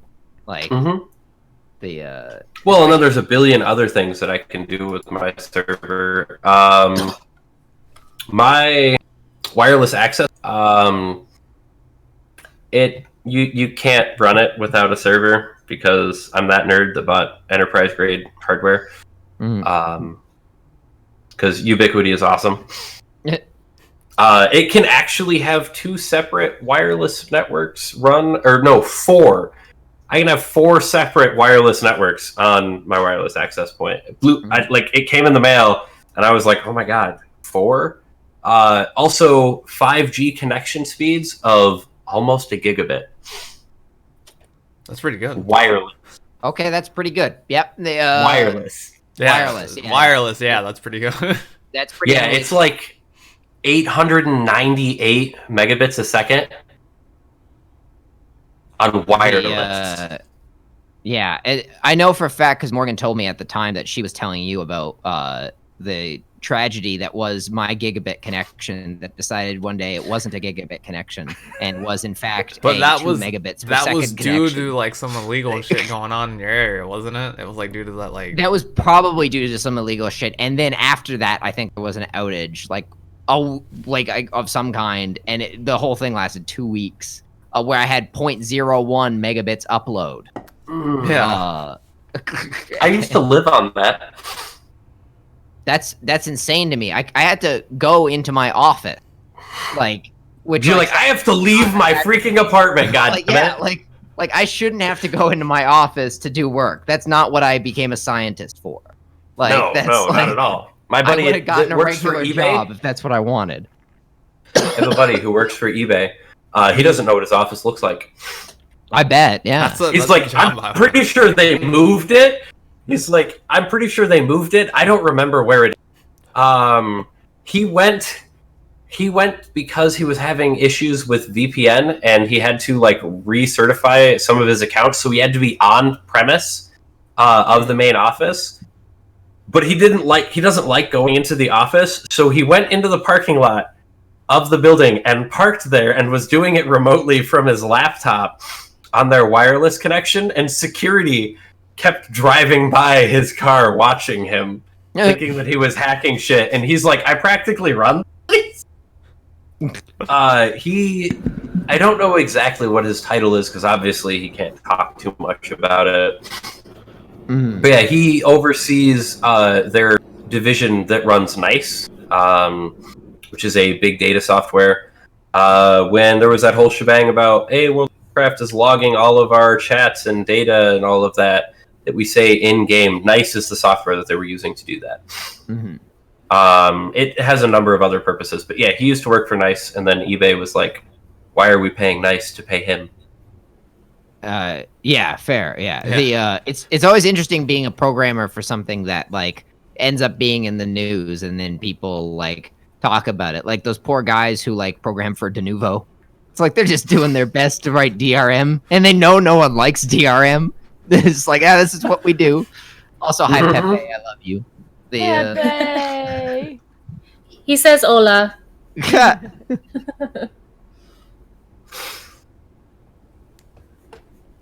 the DRM guys, that's got to be rough. God, I wouldn't know. The money would have to be really good. Yeah, the money would have to be really good, honestly. You have to wear one of those anonymous masks so that no one would know it was you. It's like, alright, I'm out here doing DRM. The irony of wearing an anonymous mask while making DRM is fucking with my mind right now. No, I'm really happy that he made that joke, because I don't even understood fully like how ironic that would be. Yeah. For those that don't know, Anonymous's like whole creed is literally the opposite of DRM. Anonymous is like, anything on the internet should be freely accessible, at least if you're willing to work hard enough for it. Can I quickly yeah, that's true. Can I quickly address the question from the new viewer? Hello, new viewer. How you doing? I haven't gotten to watch the fights in like 2 months because it's a long story, to be honest with you, but it involves moving. And the fact that the people who watched the fights with me didn't move with me. But I'm never in my life. Yeah. I'm never in my life gonna pick against Nate Diaz, so I'm gonna pick Nate Diaz. Also, how you doing? We're a podcast. We're mostly about gaming, but you happen to have joined the one gaming podcast that has someone on it who used to train in jiu-jitsu and knows exactly what you're talking. So, yeah, you got to go with Nate too. Like I said. So it looks like you're in the right place, my friend. Stick around. Like, because I tagged AMA in here, and like it's interesting to see how many people will like go through different channels and just to see where like AMA is and just like go with that. Yeah, like what can we ask and get answers to here? Apparently just that, actually. Yeah. We got video games, we got that. We've exhausted our expertise here. You might don't don't count your chickens before they hatch. I know a lot of random crap. The thing is about this podcast, we have a lot of overlap. We have a lot of overlap in our knowledge, right? Yes. It's like we know a lot of stuff, but like it's like 80% of it is all the same stuff. Usually it's just like different takes on like what we think of the stuff we know. Yeah, How I mean, often but do we at the stream? same time, this is weekly, right? Every weekly. We're trying to move it into every like Friday night. a multiple times a week, Yeah. but we're trying to have like an Usually- off day. And Yeah, usually for the podcast part of it, like for like this, like usually with a guest, it's, most of the time once it a tends to month. be Or once, not once a month, once a week. usually we try to do it Fridays by like around 9:30. Sometimes we will do it like if Eastern. we're Eastern Standard Eastern Time. Yes, Eastern time. And if one or some of us are gonna be like not available on to that Wednesday. instead. But sometimes we will do like impromptu ones where we're all playing a game together. That one's not really scheduled though. Yeah, those are just like, hey, you guys want to play a game? It's like, sure. Like, all right. Yeah. Hey, might as And well we're- stream it on it. We're all streamers here. Yes, they're all panels down below. For Yeah, everybody. yeah. You can go down below, and if you want our guest here, boy, I hope that was the right command. It is. Yeah, well, you good. Sometimes, like, I'm not even kidding you. Like, That's our sometimes I'll guest right do there. commands in this chat, even though like I made like 3 of them. Like, I'll doubt the commands I made because I'm like, are these actually the commands? Is this? Did I type the right buttons? Nobody knows. It'd be really embarrassing if like I typed the command and it didn't work. I'm like, oh shit. I was like, Yeah, you wrote that, bro. You wrote that. That's okay though. That's like the life of a programmer, is constantly wondering if you did it right and then being embarrassed by it. thank you, The, Side Production. Oh, thank you. Yeah. This is so. I want to make a point right now. This is the first person who's come in here, asked a question, and not been super weird about it. Yeah. Yes. Yeah, yeah. Also Shout true. out We're to so you. glad that you're here, Yeah. Side Productions. Yeah.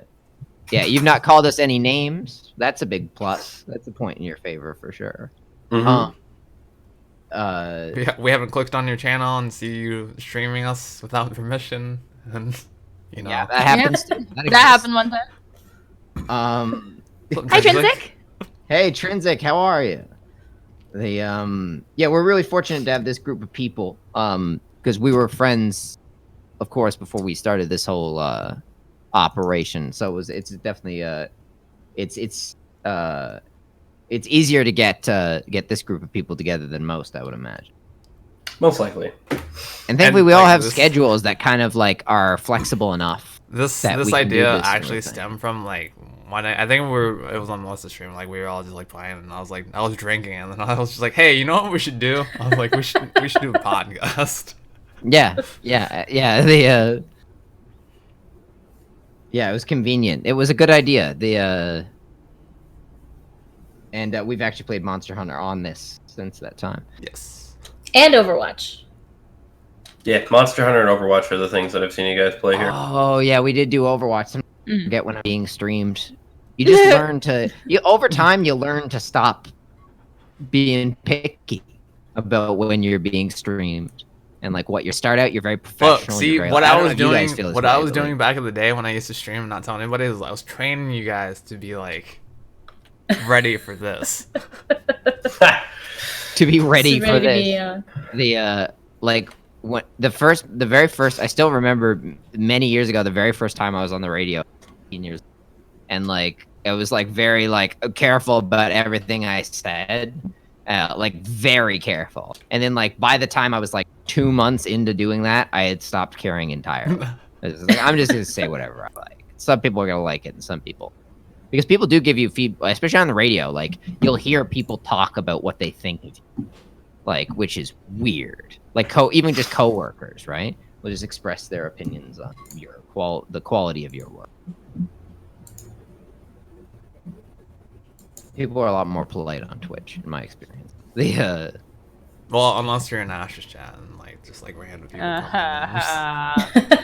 Yeah. I also used to mod for a couple of channels I feel like Twitch is kind of in its prime right now. Like, Yes. and It's probably definitely seen an 5 years upsurge, ago, yeah.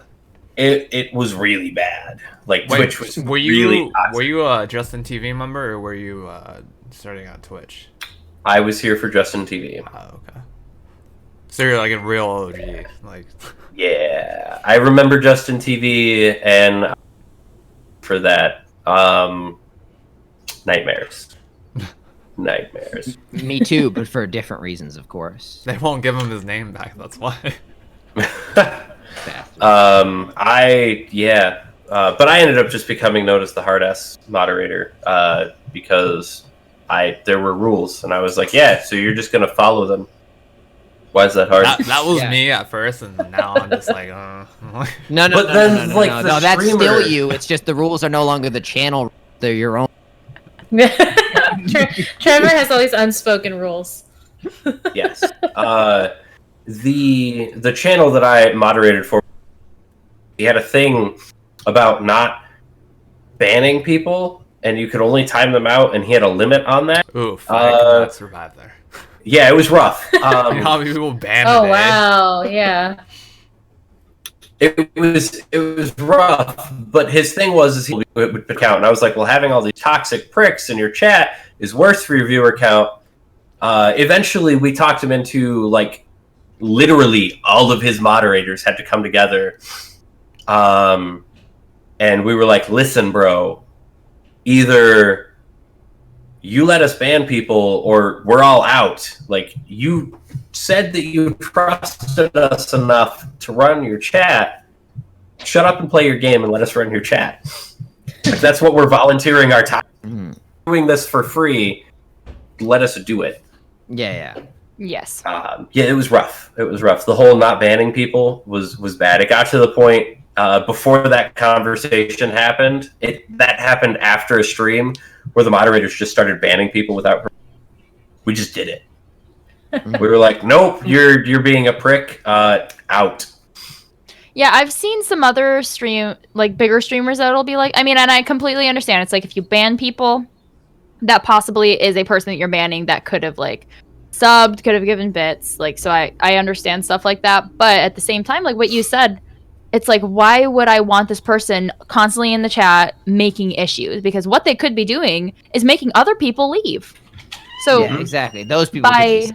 Exactly, by not, and they could already be like regular subs also. So it's like by already not banning this one person, like in hopes that you like that you're keeping a subscriber or at least a viewer, you could actually be losing because of that one, because you don't do anything when they come in and they're jerks. Well, I think it's like long game versus short game too. Like, yeah, short game is like, yeah, if you keep them around, yeah, your viewership might be up or whatever. But long game, it's like keeping that person around is going to ultimately communicate a message that you're okay with that kind of stuff. Yeah, in your community, and that is. I think the whole timeout thing is like you're promoting people to be like toxic because it's not like there's any punishment. It's like, oh, you sit out for 10 minutes, but like I've seen people who like wait 10 minutes or whatever just to come back just to say some other shit and then like get another 10 minutes. I'm like, well, obviously they shouldn't keep waiting. Like, you just gotta. Well, and that's not the kind of thing that you want. Take that as a challenge. Yeah, and I'm just like, you shouldn't like. But yeah, definitely not something that you want for your chat. Like if somebody comes in and is like, you say in your rules, don't be racist, and now somebody's coming into your chat and all they're saying are racist stuff, and you don't do anything about it, then that means that like all of your rules that you have there mean nothing. So like other people could come in, like do other stuff, and they're like, hi, I can do whatever I want in this chat. It's hilarious because they will never ban me. So it's interesting that you asked that because ordinarily I'd just tell you, no, it's all good. And then like last week we had, was it 2 weeks ago? I don't know. We had some guy come in here and 2 weeks, yeah. He wanted to get on the Discord call with us, which is not going to happen. Yeah, he was like, "Oh, what Discord you guys?" But because it was like a private call. It's not like it's a Discord server and you could just join voice chat. And then he had an interesting. Wanted to talk to Morgan here. I remember that. Couldn't possibly go wrong. Was to insult me. See, that's a bad idea because that's my girlfriend, and if you want to talk to her, insulting me is not the way to go about it. It's the way. Yeah, it was weird. He insulted him, and then he's like, "I want to talk to the brunette." I was sitting there and I was like, "Oof, you're gonna have a hard time in here." Yeah, and then this isn't going well. Yeah, and so then get this, because I actually also clicked. I think all of us ended up doing it, but like I clicked on his profile. This guy doing so I clicked on his profile, and he was actually streaming our podcast and was like talking all weird and saying really terrible things, and I was like, yikes. I think eventually he actually went on to somebody else too, and like that's just what he did. Like he got banned from them too. Yeah, it was interesting. Tony he had like this Sweet little Tea was their username, I think. Lemon tea, actually. I know it was like Tony something. And that's just like And that's just like his Oh, it was Friday. Like who? Like that's like he's just like sitting down on a Friday night. And Yeah, that's it was just, very like, interesting. So basically, like he had the screen like this, and then he had a little character right here that was almost like a Like an Like avatar. an avatar, yeah. yeah, like an Yeah. avatar type character, and it was literally this one dude from South Park, and Okay, that's what it was. And he was just talking such weird shit. It was so weird. Yeah, so that happened. It was the power of the internet. This is what it allows you to do. The Make horrible life choices. yeah, the exactly. avatar broke TOS too. Yeah, basically. Yeah. Yeah. Sometimes you just stumble upon those like weird internet things that you're like, oh, I got to get out of here. Yeah, Like, it's this like, is alright, just I need to leave. I need to Yeah. leave, delete from history, purge the computer. And the funny thing is that all of us mod for somebody, and a lot of us mod for multiple channels. I mod So- for like a gazillion people. Trevor's a global mod, you know, Yeah. so we all have like our mod like senses anyway. So whenever there's anything weird going I on, actually- all of us are immediately like Mine are sizing up, recent. you know? See, mine are very recent. I didn't actually pick up on that guy until he really started getting into it because I'm not a mod anywhere, right? Well, you're mod The, here. Oh, you I'm, like, aren't? the only like. You're a No, mod I'm not. here. This is the only. Yeah, this is the only channel I mod. So prior to this, I like not a mod anywhere. Look, Oh wait, you're a VIP. I in gave you a Mortgage, you're not VIP in mod. my I chat actually too. have talked about I've talked about that with him actually because Because look, the only reason I gave him Interesting. VIP is because I didn't want to like put that kind of pressure on him. seeing that was the same thing with me. that's which is literally what funny. Morgan did. Yeah. So that's actually kind of funny. Oh yeah, the majority of people are super chill. Yeah, like yeah. the regulars we have here, like we know them from other channels and stuff, so we know who they are, and like we're not gonna just have them like chill out here and be weird about it. Yeah, this community is actually really wonderful, and it's a combination of the viewership from the channels we come from. Yeah, absolutely. You don't, You don't know me. Zippy will be on eventually. Yeah, we got to get Zippy on. Is Zippy filled out the application? Yeah, he is. Oh, Yeah. okay, yeah. Oh, I need to add. I need to set an application that I used to use for a Minecraft server that one of my users wrote up. It has some very important questions, like pirates or ninjas. Oh, do you think and we that's- need to add that to the application on here? I think that you might enjoy questions thoroughly and might want to consider adding them. I like that. I think a real controversial one would be best starter for like a Pokemon game, and like, cause like Melissa Oh, and yeah, I were no, that's playing. a good yeah, shot. Let's be something. real. Yeah, We something were video playing game related would be Monster good too. Hunter. Should With we that, should have and icebreakers we like had, that like- anyway? We had like Yeah. this giant debate on like every starter. You know Oh, what? actually, what we should do is maybe do like a tiny little poll. Like if you guys would ever want to do that like is just like a tiny little question like that. Hey, like, which Pokemon starter between like Gen 1, for example, or like I'm trying to think of something like pizza or burgers or something like that. Like that'd be kind of fun. I was actually going to suggest that maybe that could be a thing we do as like Every a episode. beginning thing on the Yeah. podcast. Yeah. Yeah, that's a great idea. Yeah, I mean, The, we kind of Question just, like a jump question into of the it. week. Question of the week. Yeah, whenever we start, we kind of like jump into it. We're just like, hi, and then that's it. Like we could. And I know there's a way to do it on screen where we have like a question up and then like chat They just can answer added- as well. They just added polls too. I don't know if that was like what you wanted to do. That's a new thing. we Roy, just I added can this ban week. you in here too. So Wow, Morgan's with me.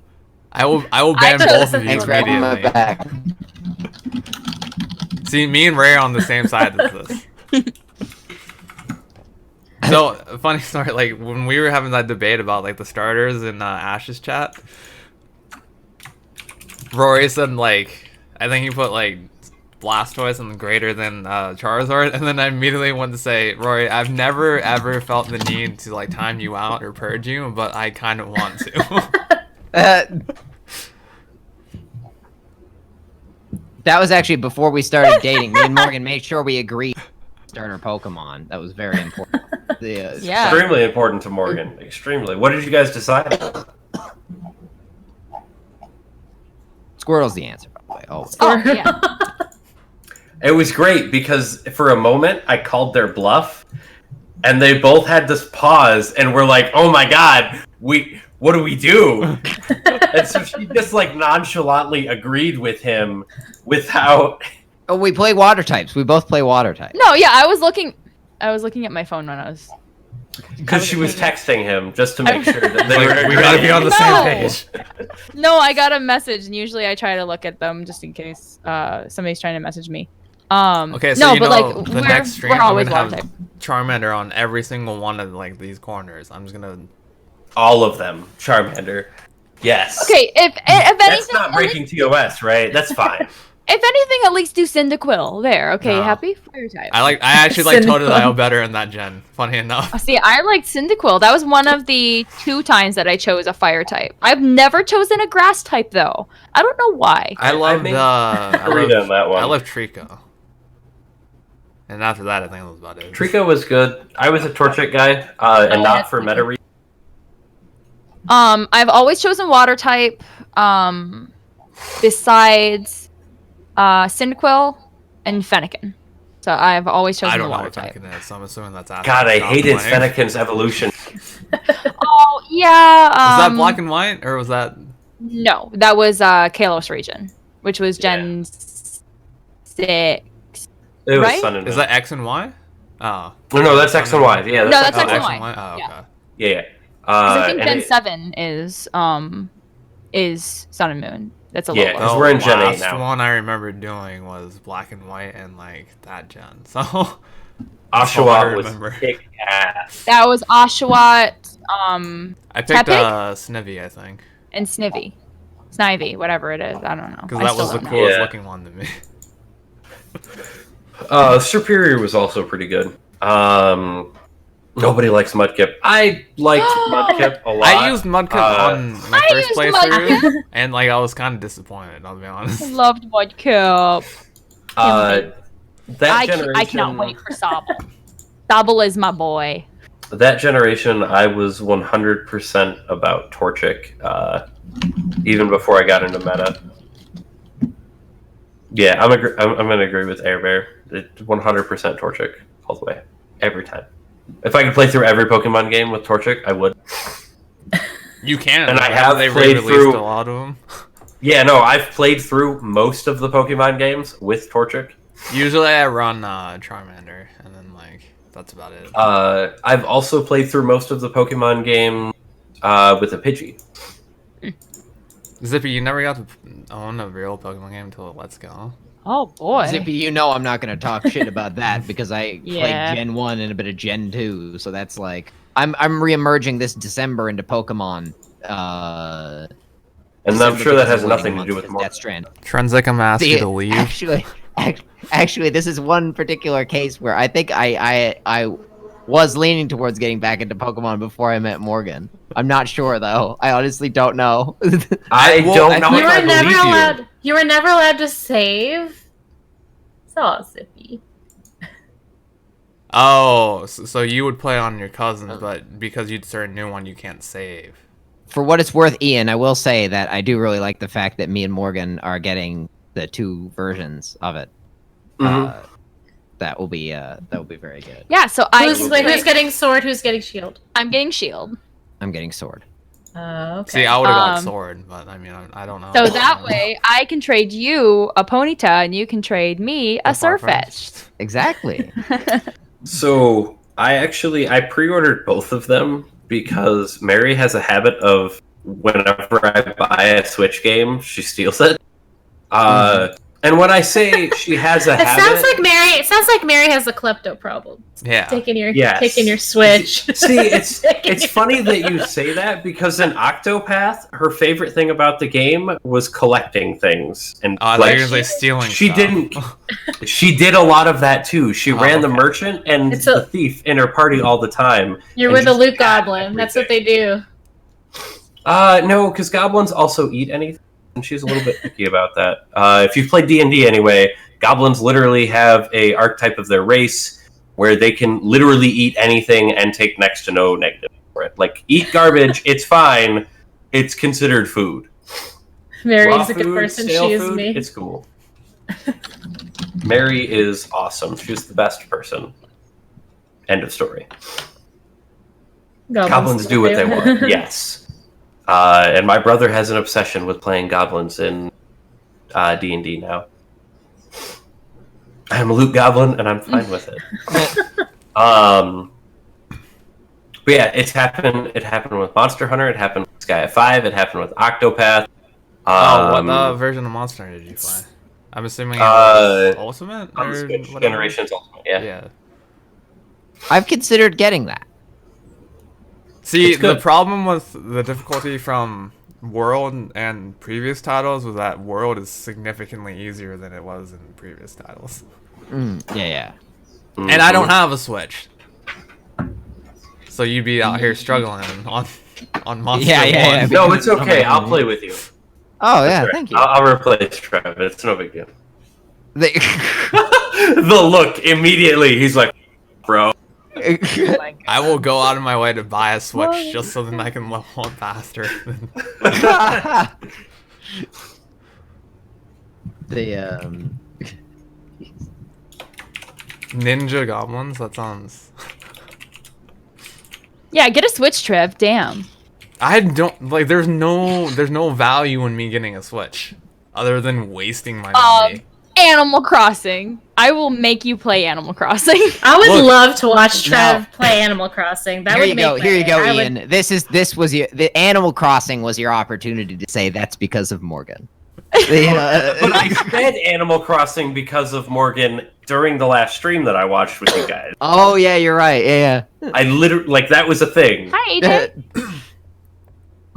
If I they made, heard about Yeah, that's true. if they Yeah, made an Into Animal Spider-Verse too. Crossing that was Pokemon, I love Into the Spider-Verse. I One of would the posters play it, behind me, but they Into the didn't. Spider-Verse actually. Okay, just pretend Oh they're. yeah, I No, did I'm not see gonna that. pretend. I don't look. My imagination doesn't go that far. We'll do a donation Get a goal. Switch. We'll get a donation goal for Trev.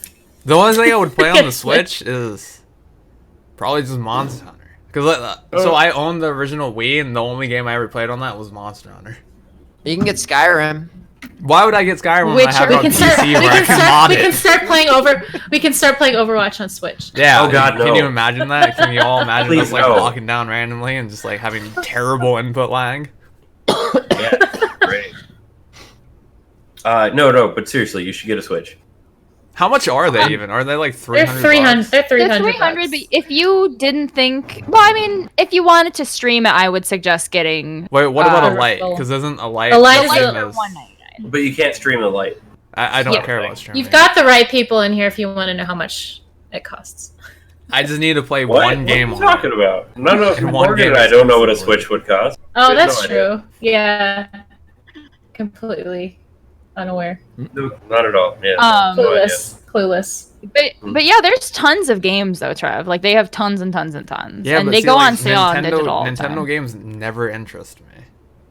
The only reason I got a Not just the Nintendo and Nintendo. like I enjoyed it was because of Monster Hunter. They had like some. I think What they had about a deal. Pokemon?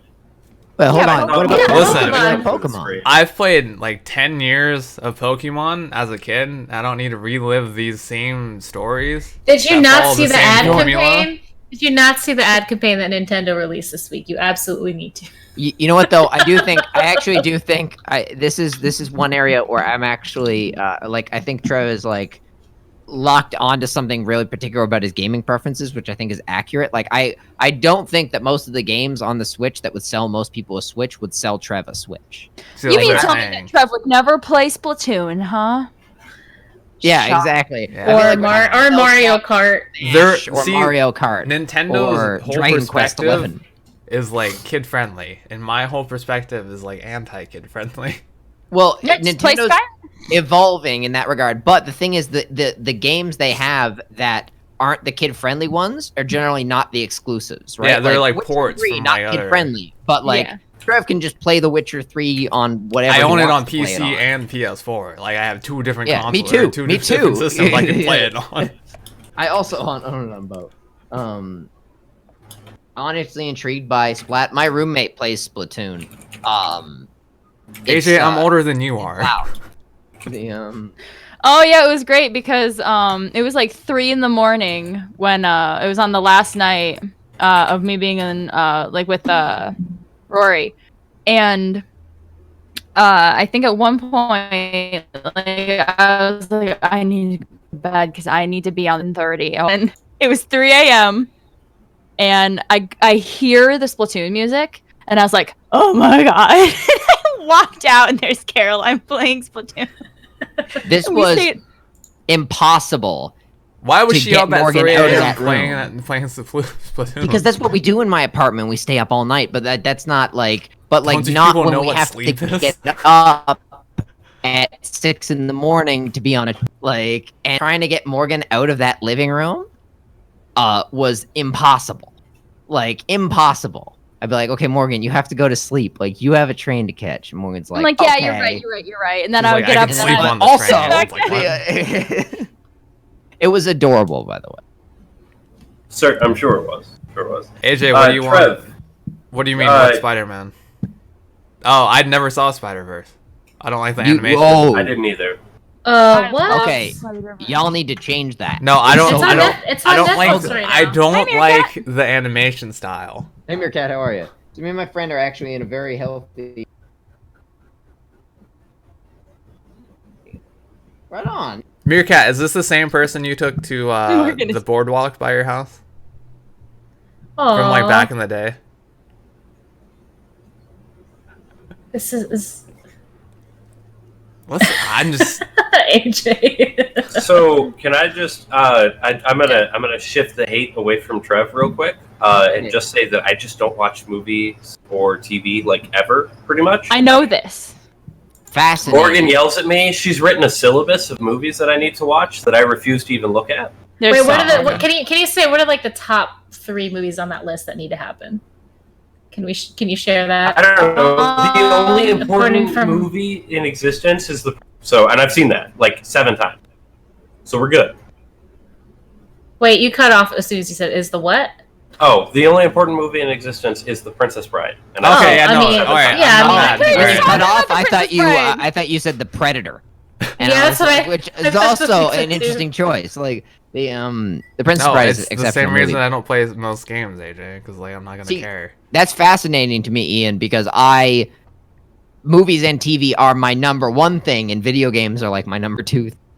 I'd rather play a game. I'd rather Yeah, run same. D&D. Honestly, I don't. I like would rather read a watching rule stuff. book for D&D.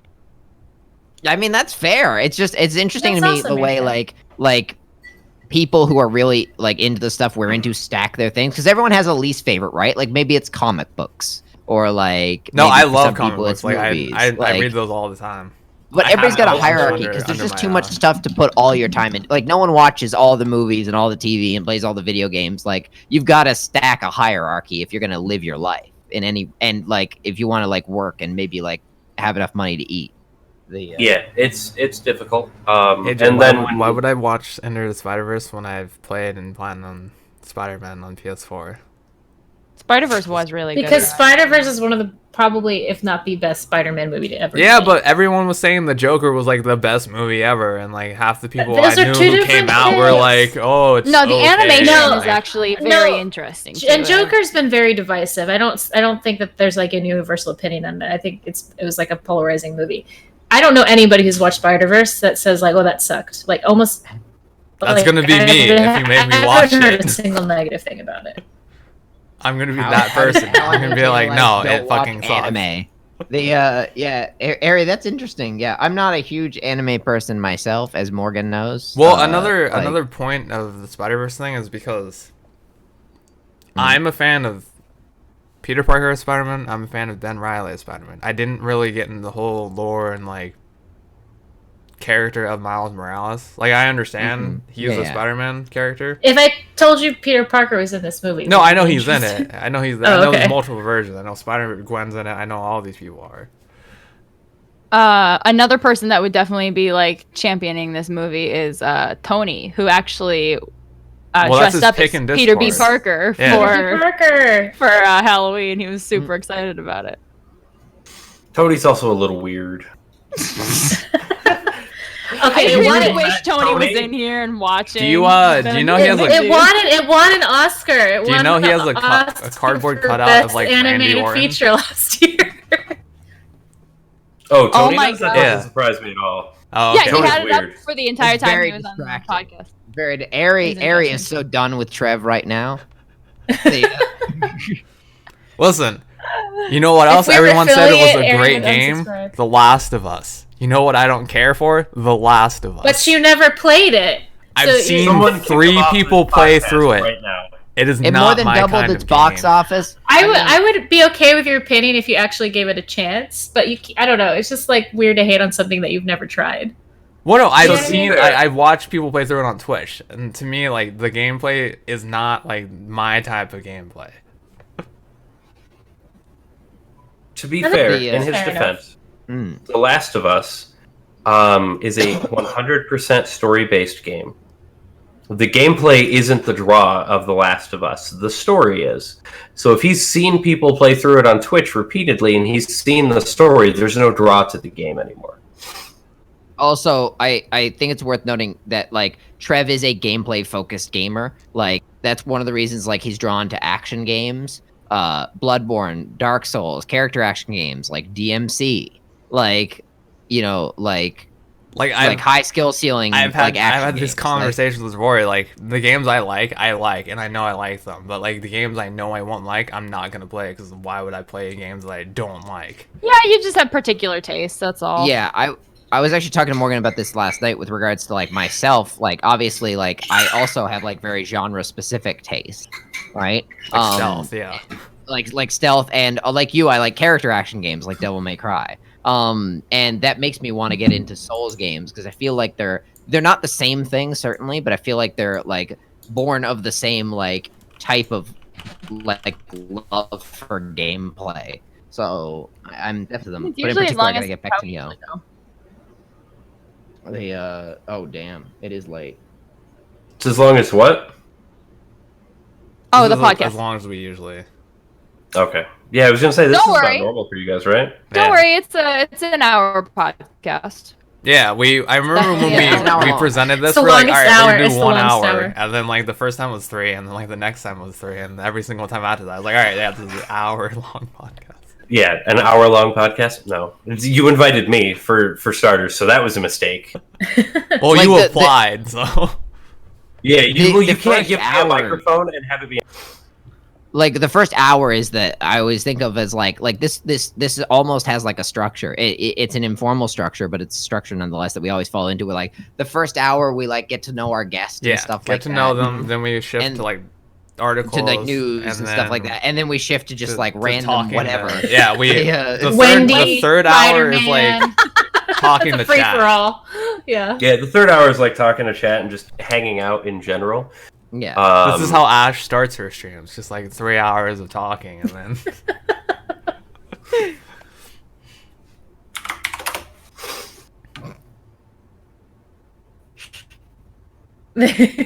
Exception me. one day when I want to be on this. All right, Meerkat, fill out the application. Trev will review it. Yeah. hmm Remember to answer the question about chickens. Yeah, post that link of the application you had for your Minecraft. Oh, I don't have a link for it. I would have to convert it. It was just something that we had written in a forum. Oh, okay. I mean, that's fine. But yeah, there were a couple of important questions. So we had several categories, right? We had skill questions, like how many types of people understand binary. There is only one question, and Rory's probably the only person that might get it right. And he's thinking really hard about it now. Wait, well, I'm thinking about what? Nope, never mind. He's not. How many, Totally. what was your question? I was reading something. What was your question? How many types of people understand binary? How many types of people understand binary? I'm just gonna answer one. The Technically, no. It only works really well in a written format. how many people? How many? I thought this was like a riddle or something, because like binary is ones and zeros, so I assumed it was Like, like I feel yeah, like one. I'm so- having more trouble with the riddle part of this than I am with the binary Oh, part 10, of it. okay. The Okay, help. What's the answer? I posted it in chat. No, I got it because you put 10. That's because it's consistent. With Right, one but that's of the 2, zeros. right? Yeah, it's 2. Those who do understand binary and those who do not. Oh, okay, yeah. I see. I know 2 in binary, but I didn't understand the riddle somehow. I was somehow fooled by the English, not by the. Yeah, the appropriate answer to the question is to put 10 and then follow it up with those who understand binary and those who do not, because then okay, anybody yeah. who doesn't understand binary is going to. Yeah. But that was one of the other skill questions was the chicken thing. We also had if nothing ever sticks to Teflon, how do they make Teflon stick to the pan? So some really important questions here. Like this is how we gauged people. But the important part of this is how creative do they get and how honest are they? Obviously, because if people just give me like black and white answers, I didn't want them on my server. And probably really the same with your guys' application, right? You want interesting people here. Yeah. You don't want people that are trying too hard. Yeah. And I feel like I know enough of these people who are going to apply to like have a sense. Oh, yeah. Most of the people that are going to apply, at least right now, for the beginning of this podcast, is for the first probably several months to a year, is going to be people that we know of. Yes. People that you see in chat regularly before they ever even apply. Yeah, exactly. Yeah.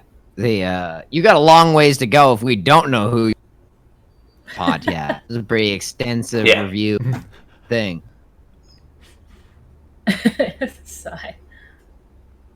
All right. So, if anyone has any questions for Ian, now would be the time to ask them. And then, Ian, if you had any questions for us or anyone in chat, now would be the time for you to ask. I don't have any questions for chat. None of you know me. I am a ghost. That is a lie. Nobody is a ghost. There's a computer nerd on stream right now. That's just you don't hide from us. There's 2 of us actually, and to be honest, you should be more afraid of Rory because he also was a trainer and he could probably kill you in 27 ways. And he's survived rope walk multiple times, so let's not forget So that. exactly, like Rory is by far the more scary guy because not only can he use computer nerd skills to find you, but he can end you. Does anyone know spray how on? Teflon sticks to the pan? Yeah, of course. I thought you were going to tell me why Teflon sticks to the pan. You were on. Yeah, I thought he was going to answer the question, so I was waiting. Figure this shit out, right? No answers. It's probably like a triple carbon bond, but Rory seems friendly. Oh, He's that's Canadian. very sweet, Yeah, of Eddie. course he's Thank friendly. of course he's friendly. So actually, Rory, I have a question Yeah. that I have an answer to that's more of a joke, but the earbuds. Why don't you wear an actual headset? So it's exact. Yeah, it's probably the why do you joke wear earbuds? answer you think I it don't know is. why, I hate what it does to my hair.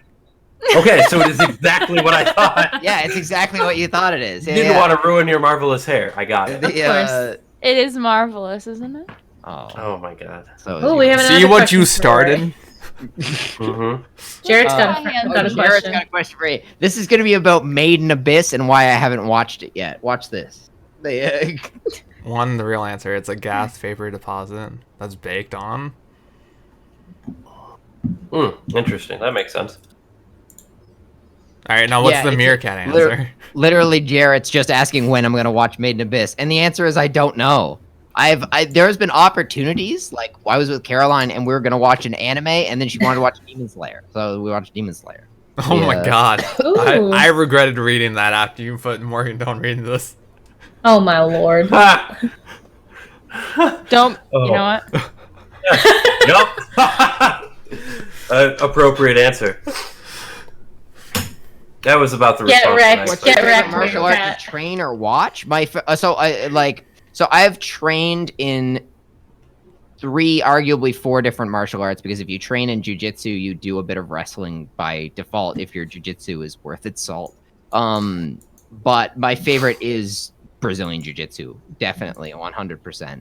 I've trained in like other like old school martial arts like Taekwondo and Aikido, but like Brazilian Jiu-Jitsu was my favorite. I liked how much sparring you do. So for those who don't know martial arts and like a lot of traditional martial arts, so you do karate or something, you do it for like a year and then you start sparring, right? Then you start like quote unquote fighting.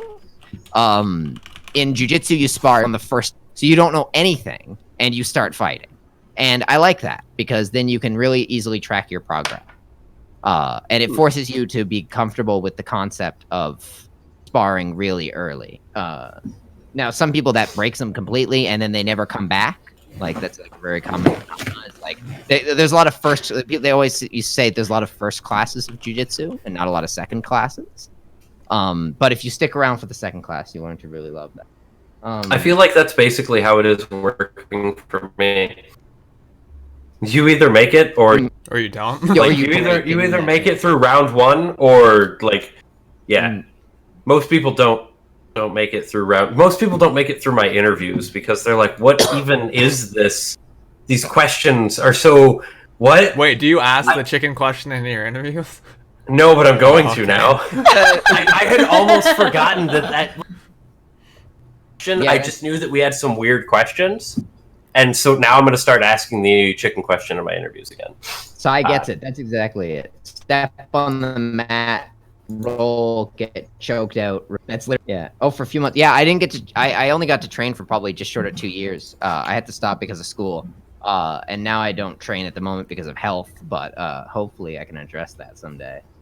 Yeah, well, don't die. That's a priority. I'd miss your go pair. Oh, thank you. Look at all these chickens. I love that vine. Oh my god.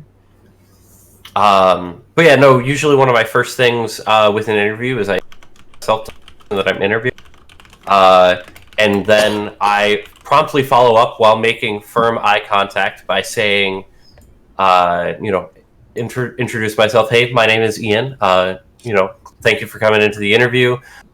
Just as a heads up, this is probably going to be the most intense interview of your life. If you leave here and aren't crying, I have failed and won't hire you. And that's how the interview starts. Did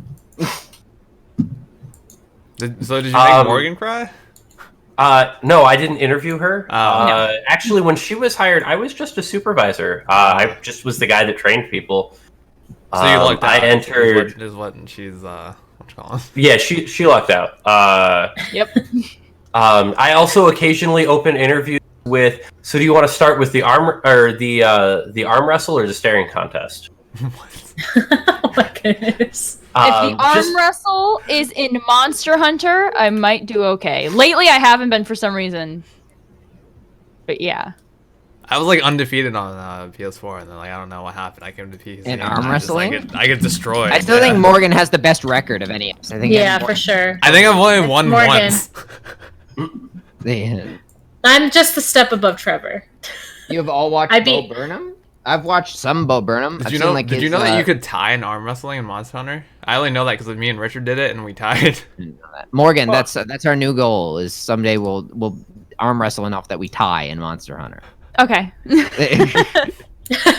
She's gonna say okay and smile because Rory said it. Like, let's be real. She knows.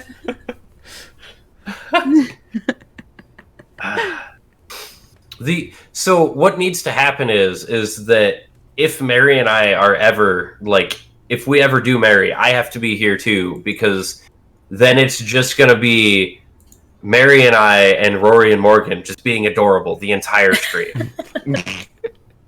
Because it's basically the same relationship. At that point, I would just send Rory the stream key and be like, all right, have fun for 3 hours. I'll be somewhere else. 3 hours. Trev and I will just be here vomiting rainbows. Yeah, I'll just sitting there like, all right, yes.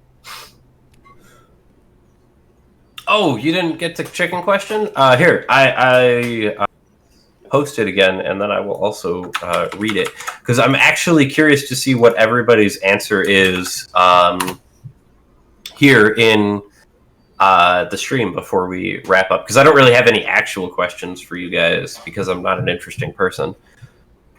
So, a chicken attacks you. What do you do first? A, throw broth at him like it was holy water. B, take an egg hostage. C, whip out a KFC container and look menacing. C, 100%. I'm gonna go with C also, What? but that's not because of Rory. So, so You have to clarify why. for me, I would say that would work best because it says throw broth at him like it was holy water. A lot of people would just assume that it's chicken broth, but it doesn't say chicken broth. It just says broth. So maybe it doesn't do anything to him. Take an egg hostage. Is the egg fertilized? Because if it isn't, then why would the chicken care? But if you whip out the KFC, which is literally a dead fried up chicken, you can be like, and scare the shit out of him. That's my interesting. reason. I thought your answer was going to be A because I'm pretty sure like broth qualifies. It's soup. cold It's soup, water. yeah. Okay, so thought I you would were have gonna chosen say- that because I would have already drank it. Morgan wouldn't. that's true. Morgan wouldn't throw soup at anything. No. That's true. That's fair. But what if she wanted to make the chicken into soup? Chicken noodle soup. A chicken is just. I love this conspiracy theory. A chicken is just an egg's evolutionary method of producing another egg. You mean like a phoenix? I love What if that. chickens are in fact the way that they reproduce and they're actually eggs? Fascinating. That's so fascinating. Oh my goodness. A goose as your champion. Untitled Goose Game. Yes. So What about Meerkat's dunks? answer would have 100% gotten them onto my server. What I would have read that and I would have been like, "You're whitelisted. End of story. We're done here. Like, I don't need to ask you anymore." Triangle Meerkat the could chicken. walk- I like that idea too. Meerkat could walk into an interview with me and answer that chicken question with that, and I'd be like, "All right, well, when would you like to start?" Oh, but broth. I See, don't the need a thing with reason me or a though, that target, might I'll be just like throw 'em. a little bit worse for saying it because obviously it's like KFC is obviously meat. You're threatening to eat it. Yeah, but the thing is that if I made it into a soup, that means I have to kill the chicken, and I don't want to kill the chicken. Rory will do it for you, I assure you, because he just wants to see you smile. When He you lives eat in soup. the wilderness. He's fine. Yeah, he's a Canadian. He's got this. Lives in the wilderness. He can punch a beer can and then like just drink it. Oh my god. God. Oh my Hey, hold up. goodness. I'm gonna link that video in chat just so everybody knows what it's like being from the place I'm from. Open the door, get stuck in snow, and go, Motor, I'm stuck. Motor, I'm stuck. I'm What? still- Jump in, Jesus, Motor, I'm stuck. Here you go. So this is another Newfoundlander, and he's drinking beer, and this is like one of my favorite videos that's ever I gotta been watch this recorded. again. 'Cause- Watch with sound. Make sure you watch with sound. You're gonna learn this one day. I love how excited Meerkat is.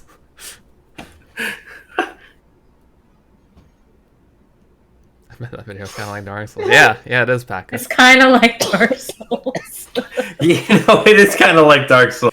Oh my god, you know what I just realized after watching this video is that he gets like completely wet from all the beer going down his shirt, but his shirt is already wet here, which means that he's definitely just been Doing like this. punching and then Yeah, shotgunning beers You- over and this over. is not something you do on the first beer. This is something you do 8 beers deep.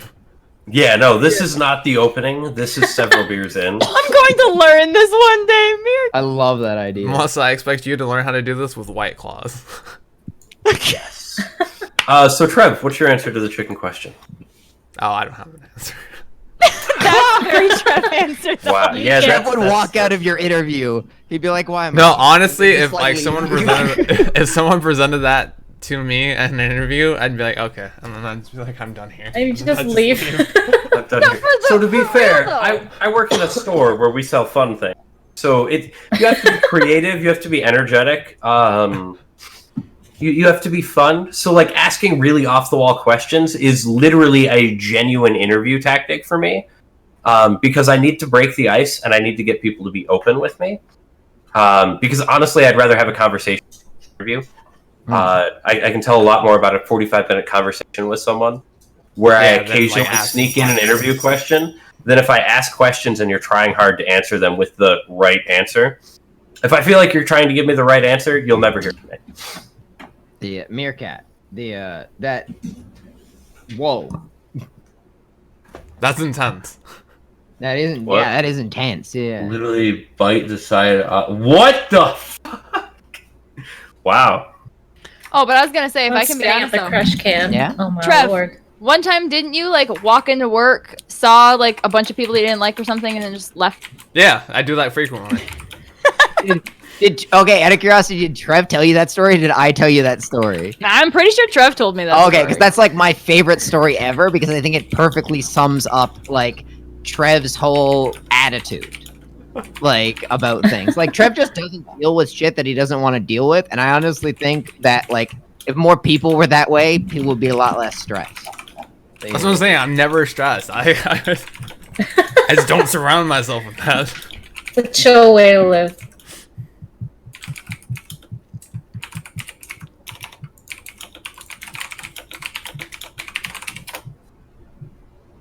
How does one How does one leave work? simply one does not walking simply, out. one does not simply leave Mordor or walk into No. Mordor. No, you do not.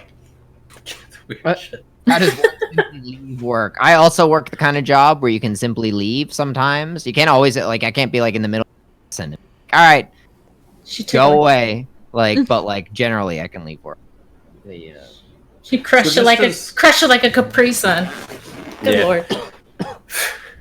So just as a Gamology. quick jump to the people that are wanting me to ask them like a really weird interview question, an important part of the really weird interview questions is the conversation up to that point.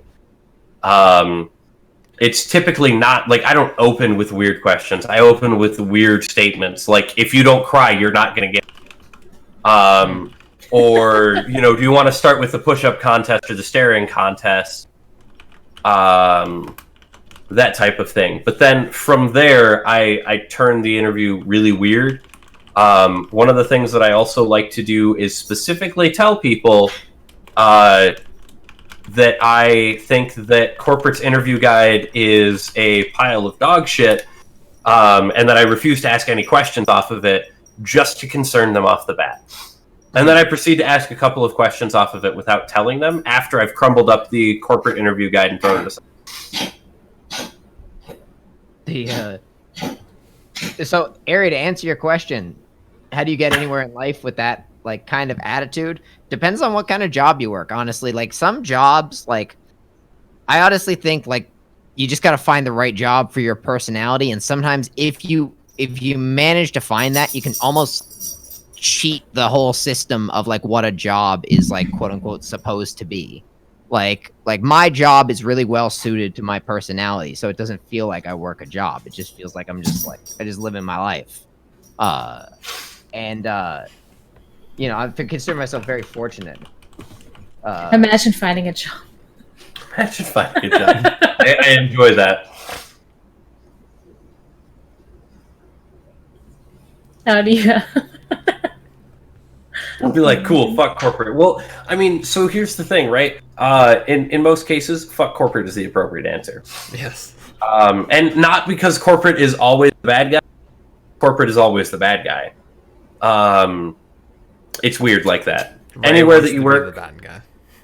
anywhere that you, Ray always wants to be the bad guy. I see what you tried to do there. It didn't work.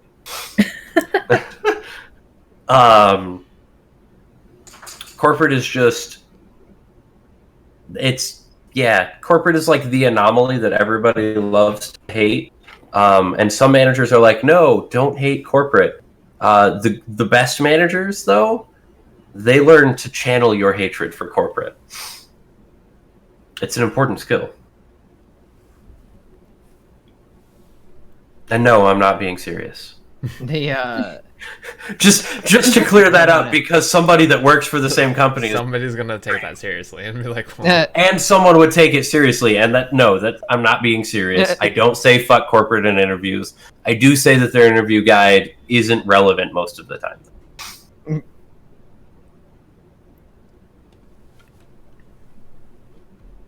Corporate bad guy's rough. Today at work, we found like 3 cases of Euro, and we were checking them up in the air in the parking lot, and them blow up with my boss. Let me tell you, one of my best days ever at a job was back during one of the summers when I was at the dice story. The what? The dice story, or with the Cubs and Jason Derulo. Oh God, no.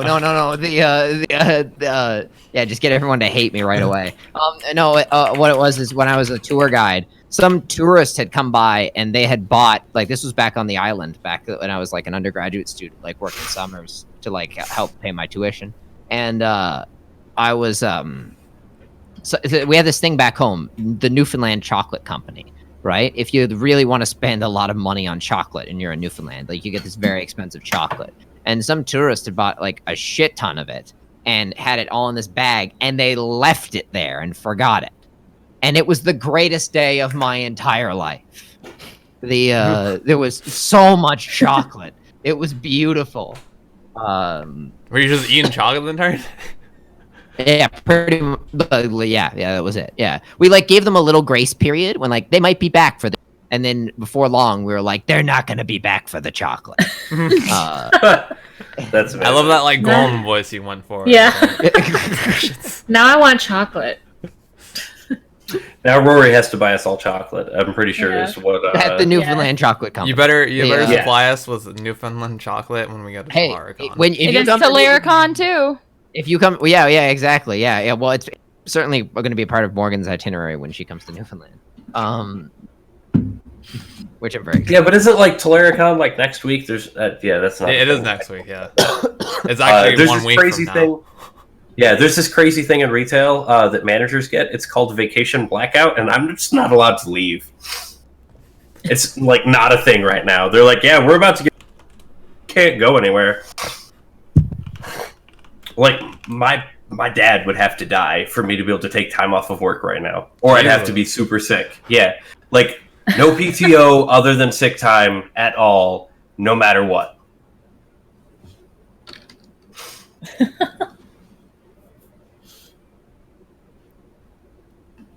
It's a highly educational cast. So, Yes. man, I feel like I've really failed this. No, did these we are learn just anything titles. today? Like, don't worry about it. Like, Did we learn anything today, guys? I don't think we did. they learned that only 2 people understand binary. They learned that the person who actually understands and the person who doesn't. I mean, And that's fair, yeah. They also Okay. learned about program files and how half of that shit is like hidden.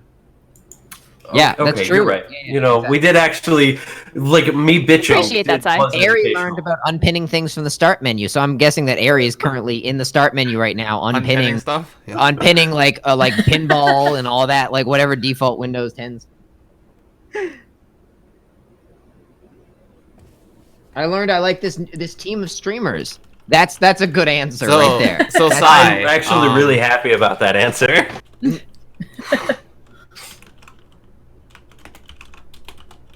Oh yeah, Just- if you ever want to find any of us, Trev is putting our links to our stuff here. I do just want to say, though, Sai, flattery will get you nowhere with me. That doesn't mean I don't like it. I like Ari says I never learn anything. I'm supposed to learn something. I'm supposed to learn something.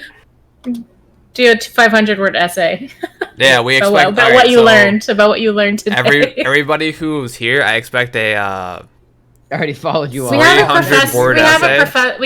We have professors here. A couple professors. So you know. Yeah, but aren't one of us is an actual professor? well, he's a TA, right? You're a TA. Yeah. Yeah, Oh. I'm not a professor. Yeah. I've got a ways to go. I mean, Okay, but one of us is like actually working on becoming an actual professor, and I just pretend. Like, it's just my screen name. If I were an actual professor, I wouldn't be here right now. I'll be honest.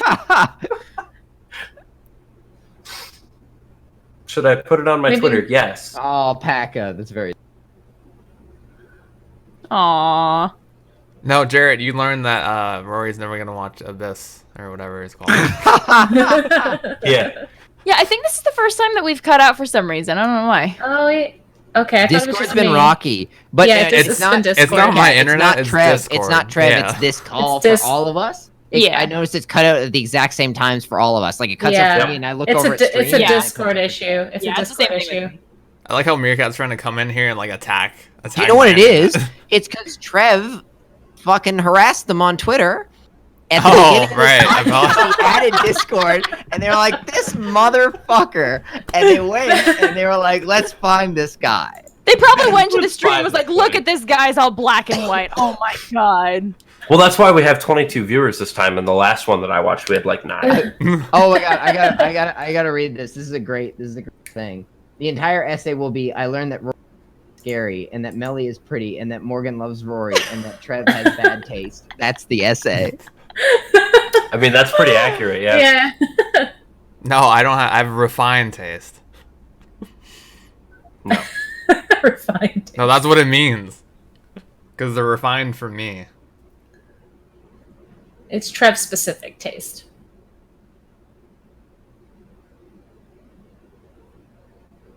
Refine the crap. Twitter. Zippy, I will revoke your appearance on this cast. Wow. And try to show up to streams right on. You know, that's a That's fair alright. change, Yeah. exchange, Si. Yeah, You know, that's- we'll I take think a that's regular it. viewer. Yeah, yeah. Apply refined crap. Trinsic, I don't hear anything, alright? You're starting to play PUBG, alright? Leave me alone. Oh, what? Ooh. What? Man, you know what? No. I'm not. Wait, you're even gonna mob go there. sub?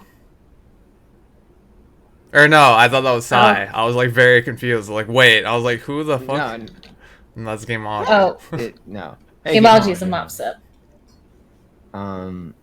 Just stand there like. I'm currently capable of learning. People try to teach me something. I just stand there like, I've seen that. Sometimes I get that, like in a class where like I'm teaching a student something. Usually when someone tries to It's teach me like- something and I don't get it, I'm just like, oh, okay, yeah, that makes sense. And I walk away, I'm like, I have Like no the day fucking he bought idea me what I'm chicken doing. nuggets, then I never saw him again because I wouldn't come inside to see how much I was computer. Oh, goodness, Becca. There's a lot to unpack there, so I suggest we just throw out the whole suitcase. Yeah, I'd vote that we throw out the entire suitcase. That's a pretty good, to be honest. Well, Ari, you never yeah. applied for one, and I don't actually revoke people's permissions.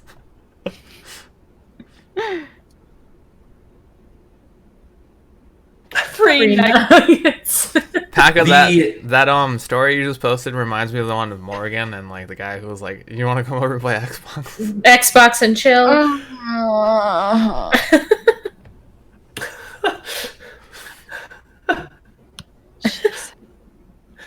And actually, the way that he said it was, "Oh no, you just want to chill and come over and play some Xbox." It's like 5 questions, and then they're not even like questions. Like 3 of them are like, "Oh, who are you?" And then it's like, Hey Rory. Hey Jarrett. Want to come over and play some Play some Xbox?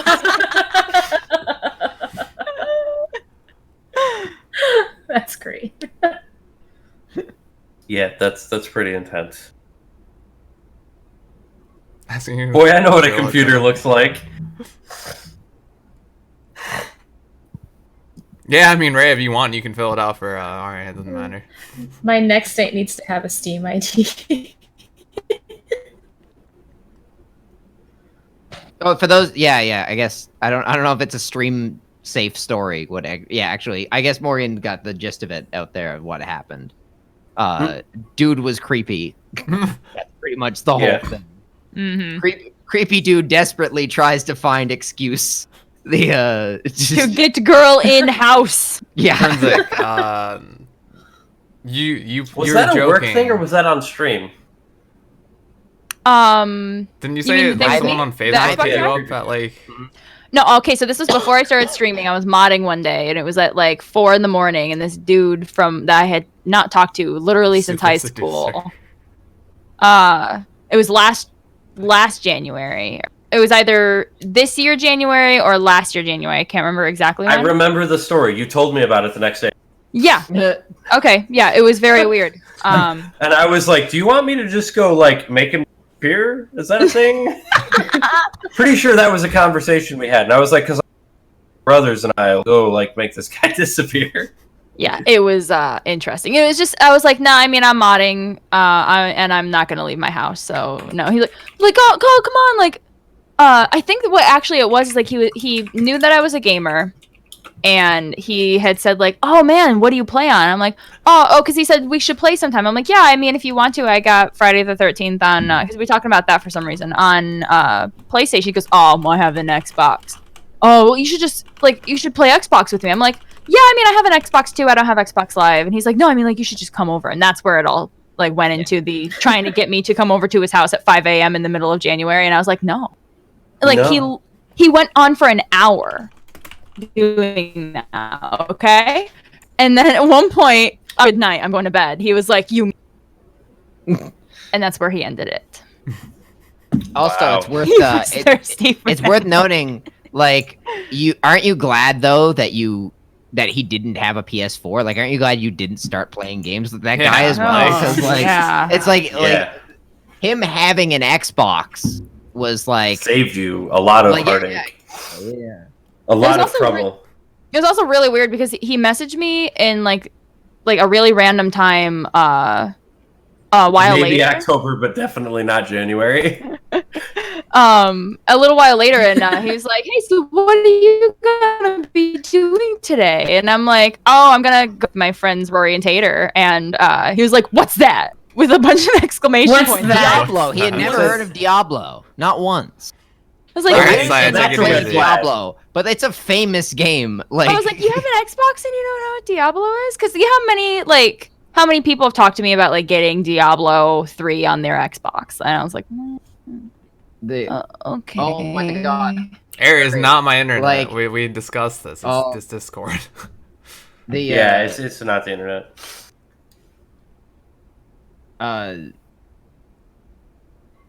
People, saying video games, dudes get real creepy when they find out people play girls play video games, real fast. Even okay, I'll tell this story because I don't know, because it Wait, is this you bugged outing me at the yourself, or time. is this about someone What? else? Is this you outing yourself, or is this about someone? No, else? I'm not outing Oh, myself. okay.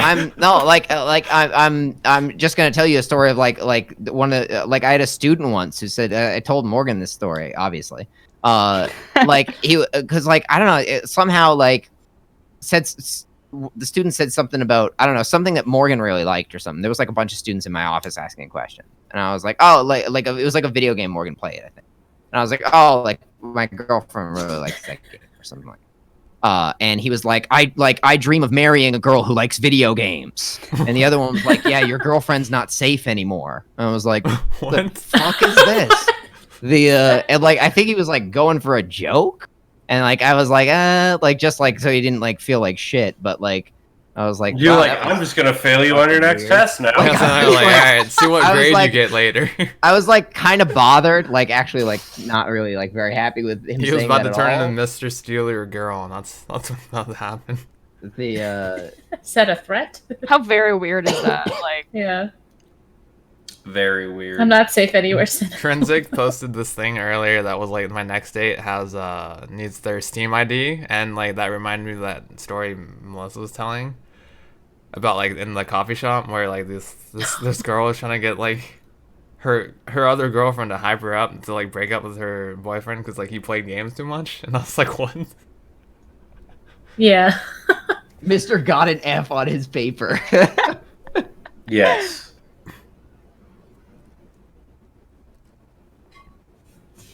The only Surely Mr. she's Steal Your safe. Girl is Joker from P5. I will not be taking. Accurate.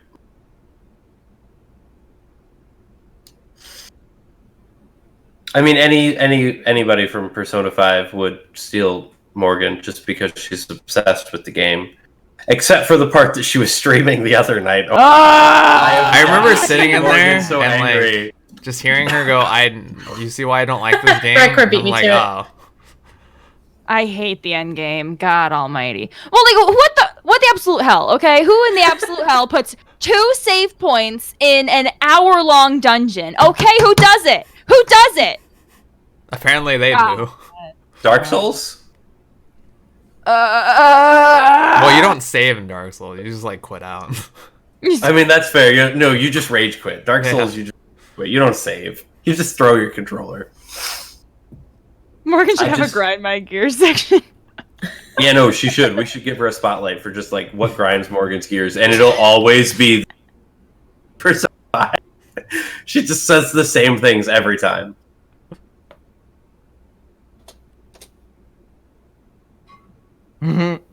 Oh my god, Rory. Alright, so is Tracy still on? Oh yeah. Oh, I'm sure. Tracy's usually up till Yeah, like Tracy's 5 on. I know she's a.m. always on like hella late. Yeah. Tracy's like on West Coast time, but on the East Coast.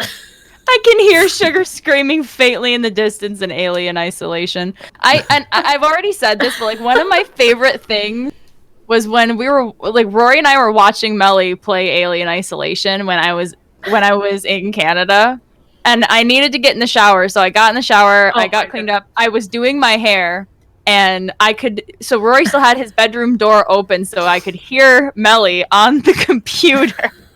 And she just goes, ah! And then Rory I can hear him outside the door, and he just goes, Jesus. Sorry. That's like I can't help it. That game just like I feel like it's like changed my DNA, like gotten the fear inside of that's me. I don't honestly what it feels like to play like Siege or Monster Hunter with Melissa as well. Because like whenever something bad happens, she always just screams. I'm like, okay. I was like, what dramatic? What something? Well, that was happened? dramatic. Yeah. I The wish I could Memento. contain my reaction. I'm just highly reactive in games. I can't help it. So, God. first of all, Ian, thank you so much for joining us for this podcast. It was a blast having you on. And thank you for making it. Yes, educational. Ian. And Yeah, I'm actually so going we're to be not meeting liars. you. I'm actually going to be meeting you IRL later this year, which is pretty cool. Oh, is it later this year? I thought it was like next year. Nope. No. It's right this before year. Christmas. It's like I next think. month. Yeah. What? Yeah, like, Or no, right it's before. it's in December. It's in December. Oh, Yeah, right before okay. Christmas. He's So coming you around guys for my need birthday. to give me some information so that I can arrange something then. Yeah, we'll do 100%. But it's been, it's great having you on the podcast, and I'm gonna be honest with you, we'll probably have you on the podcast again in the future. I'll be here if you're up for it. This is your real interview, Ian. Yeah. This was my real interview. This was us interviewing you. This was the whole interview. Yeah, the actual 3.5 podcast hours. is 12 hours long. Just the interview podcast. Okay, all right. Yeah. I'm ready for a 12-hour like podcast stream. Like, let's do it. That's fine. I'm down. Guys, everybody in chat and everybody just hanging out. Thank you so much for being by. Yeah, thank you so much, everybody. Talking about all this stuff with us. And We're yeah, gonna be shout out back to on Wednesday. Sai because he wasn't weird the first time coming here. Yeah, Yeah, super shout- shout out He to was you. Yeah. really cool. Hell of a dude. We got a link there to Ian's channel. Please check him out. I'll try and stream again eventually. Now next episode is going to be on Wednesday. Yes. I think we should do an off day stream as well next week sometime. That's a lot of like. We'd have to discuss another time. we can would. all play Yeah, again. 100%. Yeah. Yeah, Let's sit offline. But like, hopefully, wait, hold. No, for being bi, like Yeah, coming yeah, by, like, not like like. here. Yeah. I mean, you're welcome. I mean, Yeah, you're we'll be back for sure on Wednesday. At probably at 9:30 Eastern, I Yes, think. more or less. Yeah, it's gonna be. You guys know how this works. We just wing it, so don't actually In- expect like a set solid like. In the meantime, we're sending you over to excellent streamer Tracy Doll. She streams Friday the 13th, Dead by Daylight, and occasionally like another horror game like Evil Within 2 or something of the sort. She's excellent. Drop her a follow. I'm sure she'd Great appreciate fun. it. Super good at her games that she plays. Also, she's quite the gamer. Yes. Yeah. can vouch And for has that. the best pajamas that exist in the world. I don't Join know, her for the her ones, pajama party. The ones that what is it? Mary? No. What is? Ian, what Mary? is your- Yeah. Yeah, oh, it is Mary. Okay, Mary. I was gonna say the one Mary had on earlier were those are pretty good pajamas. Yeah, Even though they were his. But because they were mine, And- but that's fine. Lore time. Tracy's the reason I know Morgan. Yep, that is So, literally the reason. that is Lore. we met at her channel. We didn't even have to use the diamond dust to get Legend Lore cast, so that's cool. Sorry, it's a D&D spell. Later, You have to Zippy Diamond baby. Dust cast it because it's a 9th level I don't spell. know Okay, what we'll diamond do. dust Sure. is, but it sounds great. I want some. No, it's literally the dust that you make from crushing or grinding a diamond. Oh. Yeah, that's why I call it diamond. Yeah, it's diamond dust. It's a spell Sound- component. All I right, still but yeah, want some. everyone. Yes. Yeah, thanks for coming by. All right. Later, Night, everybody. everybody. Take it easy.